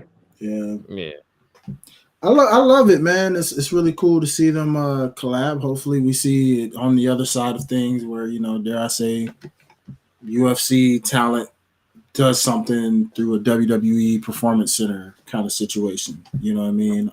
Bridges gap. Yeah. I like that they're, mutually. It was something I expected because I mean, from the initial partnership, we all kind of had an idea that UFC, WWE were going to do some collaboration things, as we saw with old boy that called out Conor McGregor, which, by the way, still nothing, Conor, since not that I know of. I don't think Conor's responded from that. So I barely follow sports, so I wouldn't be able to tell you. I thought he has a fight coming up, but I don't think it's against old boy that called him out. Maybe he'll show up and he could cut a promo. I'm hoping so. Like I said, Vegas is only like 4 hours and some change for me. I think only reason I would go is because it takes place on my birthday. So I'm like, maybe I should just slide through and then see what they're talking about. But do I want to pay them ticket prices? Like, That's what I'm saying. Like, paying for the Apex is not gonna be cheap. And then on top of that, now, when y'all say that, why exactly is it that what's so special about Apex to make the prices so high? That's Dana White. Is they performance? He just be charging like that? Yeah. Dang, cuz. If you ever been to a UFC event, they're not cheap. Really? They are not cheap. That's why I was like, ooh, y'all taking a risk. So we talking like Super Bowl level, not cheap? Or no, not that. Not that, but like, but they not like Raw after Mania, aftermarket prices, in a sense. Oh, got you. Okay, that kind of high. Or like SmackDown before Mania, like you didn't buy it when it dropped, so now you gotta go on StubHub or whatever, and you overpaying. It's that. Got you. Dang, cuz. Yeah, no. And it's Vegas? Oh no. On top of that, like if you're coming out of town, you're screwed. Like for me, I could drive there, but like I don't know if I still want to pay that. Like, we'll just catch them on the next time they come to Savannah Gresh. Yeah, I'm gonna just watch this. I'm gonna watch it at the crib. Like, you know what I'm saying? I'm not trying to spend my birthday in a car, overpaying for a ticket, and then just chilling. Like if I go to Vegas, I'll when Mania. Shout out to Undertaker for spoiling it and telling niggas where it was at, where it's gonna be at. He tried to play it off. I'm like, bro, you just told them that it's gonna be in Vegas next year. It's in Vegas. Oh, I mean, that's what I heard. What had happened? What he hit him with what had happened was what I had heard. Nah, you spoiled it. That's why the guy, his co-host was like, can we say that? Can you say that? And he didn't know how to respond. He said, "Look, he's like, I'm Undertaker. They got like Triple H. Paul finna text me, be like, bro, he gonna get a bro WTF text as soon as that was over. You just said, my bad, owner. I forgot. My bad, brother. My bad, brother. My bad, Paul. My bad. They was gonna find out anyway. You said what? He said that they was gonna find out anyway. Like they're gonna find out anyway. But yeah, man, I'm intrigued to see the visualization of NXT in the Apex. So I'm cool with that. Like as far as from a visualization standpoint, but the ticket prices, no, thank you. Before we get up out of here, before we get our song of the week, and before we get up out of here, it's time to be all elite and like glance at the upcoming show. Dynamite is tonight at the time of this show's ending. We have John Moxley versus Powerhouse Hobbs for the IWGP World Heavyweight Championship. A lot of people were like, how is Hobbs getting a title match on demand? But then when I believe they had a match on Collision, and when Don Callis was like, I'm catching in the favor with New Japan, and Hobbs has a title match. There you go. That's your explanation. I already know. I still got my thoughts on him winning that championship in general. I just feel like, bro. Moxley being IGW's what, really? Yeah, why you even give it to Naito then? What was the point? You jobbing out your champion. We tried this with the United States Championship. It ain't work like that. Now you doing it with your main title?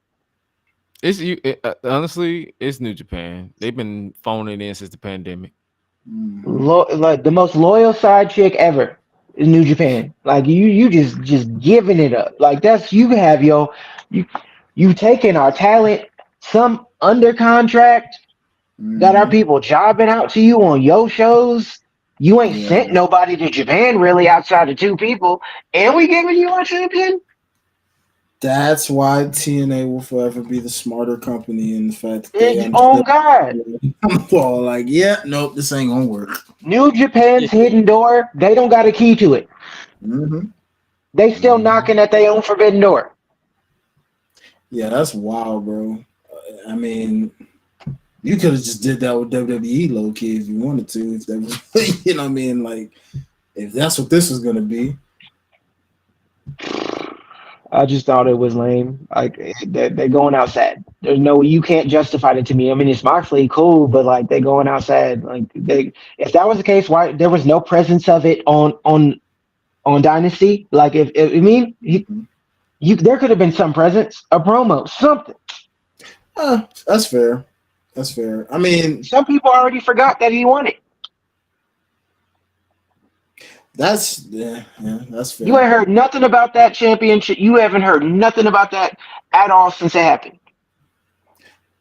The only thing I've heard is just more so the accolade for Moxley being the only person to win basically all 3 of those titles.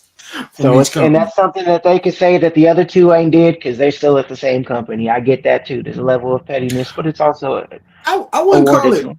I wouldn't call that pettiness. I think it actually is just like put respect on Moxley's name because a lot of people really call him the Chris Bosh of this big 3, if you will. And I'm like, you know, hey, I mean, that's an accolade that nobody has. Not even, I mean, we're talking Omega. You know what I'm saying? Omega ain't done it. Even them New Japanians that AJ ain't done it. I wouldn't rule Omega out. I mean, you know what I'm saying? Yeah, I would. You've been talking lately. We talking about ages. You know, hey, you know, like I ain't like a super Mox fan, but I rocks with him at the same time, and it's like it's cool to see that he's out here like, hey, Seth did his thing, Roman did his thing, I'm doing my thing. Yeah. And it's just like what we just said, you know, with New Day. It's like everybody got their accolade. You can't at this point you can't discount either one of them 3. You know what I mean? You couldn't, but you couldn't even before that. Like that. That's why I was saying like do right by the New Day and let them and complete the set like you did with the Shield. Because even if Moxley didn't win that championship, you still could say you still couldn't take nothing from it. That's the big 3. That's period. True. So do right by New Day. I'm just thinking, okay, if he was gonna do it, it was way too soon. Wrestle Kingdom wasn't that far away. Good point there, brother. That's crazy. As a company, you like New Japan is okay with being the bridesmaid and not the bride. They okay with being the side chick. They give you he lets you use his card or order you some shoes a couple like once a month or so. They're satisfied with that. It just hurts as a New Japan like fan. I've been to a Wrestle Kingdom like as a fan. It's frustrating because TNA caught wind of that quick. It was like nah. And they had their moments. They knew how that felt too. They did. Yeah. They went through that. They saw how they was like, we put the title on Kenny just for you to take the title off of him and put it on Christian.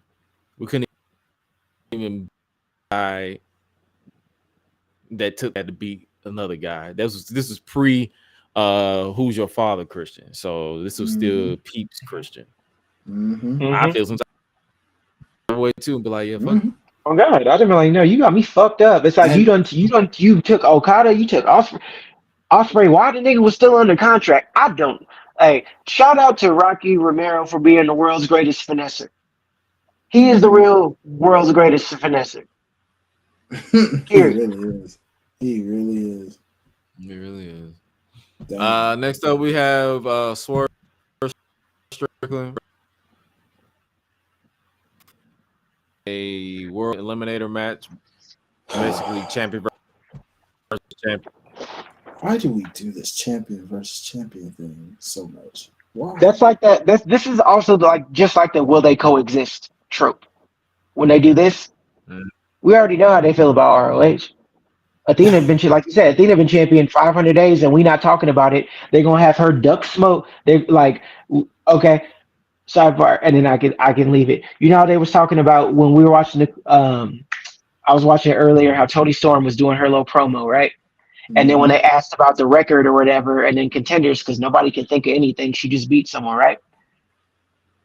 Conventional wisdom says that these ROH titles get used for storyline fodder all the time, and like people take the belts. Eddie Kingston, you know what I mean? We could go on how these titles get put on the trios champions, all that, right?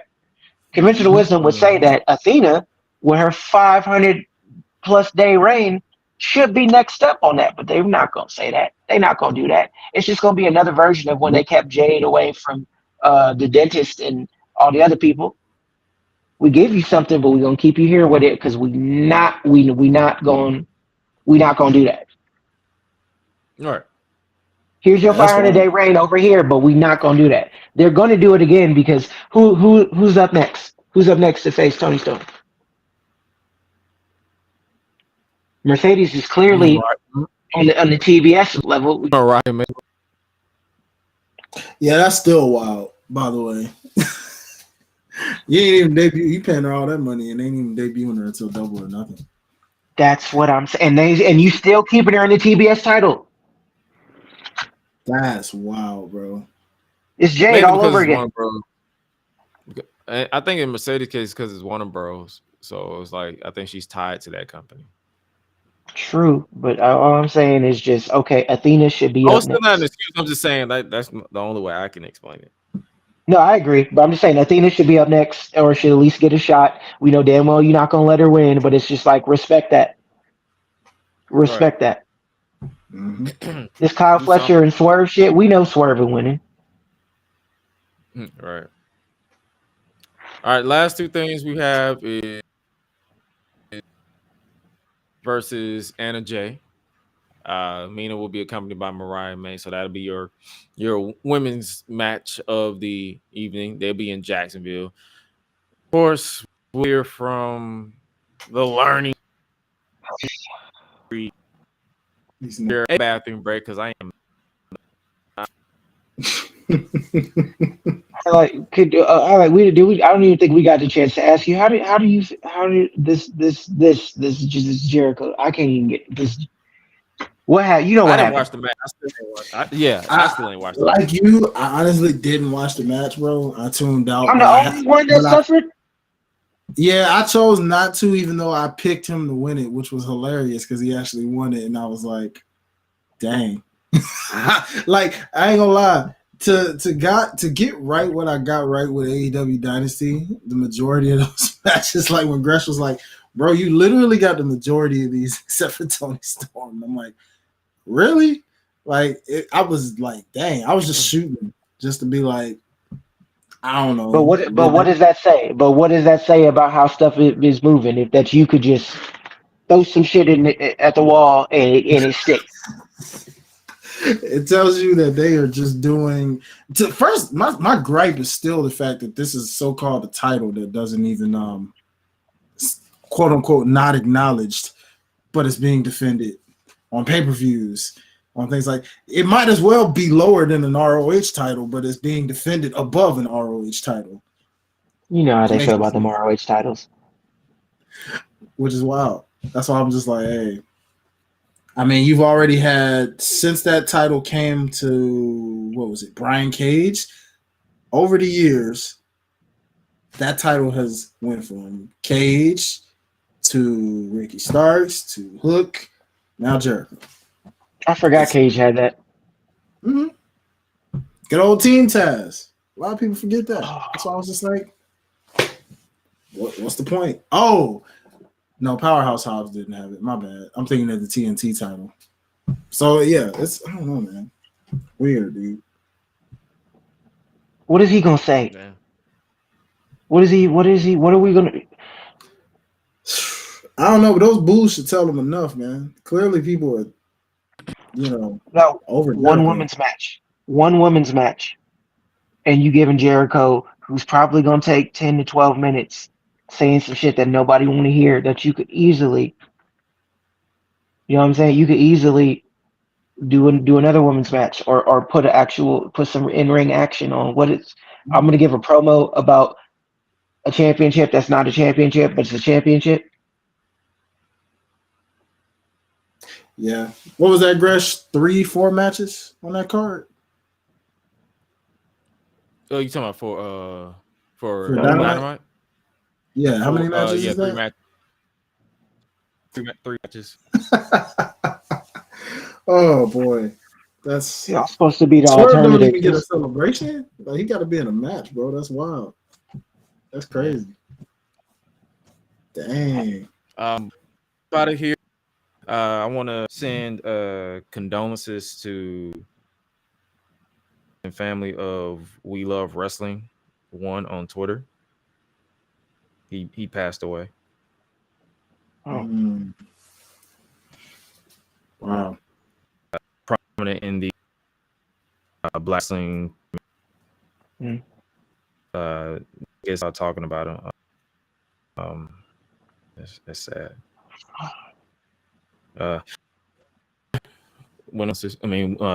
Condolences to his and people who knew and had the pleasure of. It's crazy. Yeah, rest in peace. R.I.P. Yeah, R.I.P. Terry. R.I.P. Terry. All right. Before we get up out of here, I guess we try to lighten the mood a little bit. Song of the week before we get up out of here. We went 3 hours again. I try not to do that, but hey, it is what it is. We were having a good time, having a blast. I blame myself. Nah, you good. We're good. We was talking about a whole bunch of stuff even before you got here. Yeah. So you were all good. But for me, I got The Choice Is Yours Revisited by Black Sheep. That's my song of the week. Love it. Okay. Black Sheep. Okay. You want to let the guests go, Marty? You want to kick it up? What about you, Marty? What about you? Of course. Shameless plug. Unshameless plug. Actually, we just dropped a new Lucky Day single called Hurricane. You know what I'm saying? Come on. Okay. It's on all platforms. You know what I'm saying? Just catch a vibe. Just catch one. Sir. And then when Jericho's on, mute your TV and then listen to it again. And what about you, Highlight? I'm gonna go with an OG man in the rap game that's still out here doing it, man. This song popped up in my head, and I was like, yeah, this is the song of the week because I always vibe to this joint, man. I might have to freestyle to it because that vibe to it. But I'm gonna go with "Stay" by my boy Nas, man. Bet. Yes, sir. Yes, sir. But before we get up out of here, with that being "Stay," we would love to stay with you guys, but we gotta go. So with that being said, where can they find y'all on social media? Let's start with you, Marty. Where can they hit you up? All the stuff. Plug yourself. You know what I'm saying? M_McFlyerThanYou on Twitter, on the Twitter machines. Marty_McFlyerThanYou on Instagram. And it's then you, like THAN and then just the letter U, because for real, some of y'all can't spell. I'm just saying, I can't find you. Like, I get that a lot. I can't find you. I'm like, or they'll put in then, and I'm like, then and not. Oh yeah, then be whooping their ass. I'll just tell you that. This right and then it's like the whole, is it YOU? I'm like, no, it's that. Y'all know what it is. It'll be there. You can see it on. Check GRESH on Twitter. Like, y'all be able to figure it out. I just, the amount of times that comes up as an issue with somebody who's trying to find me, or find me on Twitter, and then you'll be able to find me on Instagram. It's linked right there. You know what I mean? New music coming real soon. I'm excited about it. It's a couple things I can't announce yet, but be on the lookout for when those announcements come. We got Grammys and we busy. Love it for Yes, me. sir. Talk that, man. Yes, sir. What You're about you? You already know the highlight. For sure, man. First off, let me just give honor and blessings for the fact that your boy took home not one but 2 crowns on the day. I was gonna do 2 chains, but I ain't get a chance to brag about that earlier to my boy. You know what I'm saying? But shout out to my boy Gresh because he was holding me down. You know what I'm saying? The previous couple predictions. You know what I'm saying? But follow your boy at Highlight Life, all things HILITE Life. Also got some new music coming, man. We getting ready to rock some stuff, some freestyles coming back. Wrestling freestyles coming back as well. Been a little occupied, but we got some stuff coming. So y'all be on the lookout. Shout out to my co-hostess, Ash Benny. Make sure you follow us at _OTS. And of course, all things OTS, man. It's NBA playoff season. If you want to follow some playoff action, check out Sideline Guys on all things OTS Media Co. Appreciate y'all, man. Yes, sir. And you already know what the deal is. Solo.to. Scan that QR code if you want to. Solo.to/Gresh for all social media. At is Gresh on Twitter, Instagram, and other platforms. Is Josh Gresham RRG. The Gresham brand on Facebook. Make sure you guys check out all the podcasts that we got, because the Ruthless Lala podcast is just the beginning. We got some other stuff coming for you guys that hopefully you guys rock with and enjoy. Make sure you guys also stream the Unleashed Anthem, the theme song that you heard at the top of the show, as well as Talk My Ish. You can just scan that QR code to solo.to/Gresh Music so you can have all direct links to that. We went 300 deep on here. Y'all can hang with us all night, and we appreciate y'all for rocking with us. And we'll definitely catch y'all guys next week right here once again for the GRESH Unleashed podcast. And with that, you guys rocking with us for real. Make sure you guys stay true to yourself, stay humble, stay real with those who love and support you, because you never know, life is short. Fullest life is short. And once again, if you've lost somebody dearly to your heart, all power and all love and good light is going out to you. And with that being said, you guys stay safe out here in these streets, and remember to always eat, sleep, flex, and repeat. We out, y'all. Be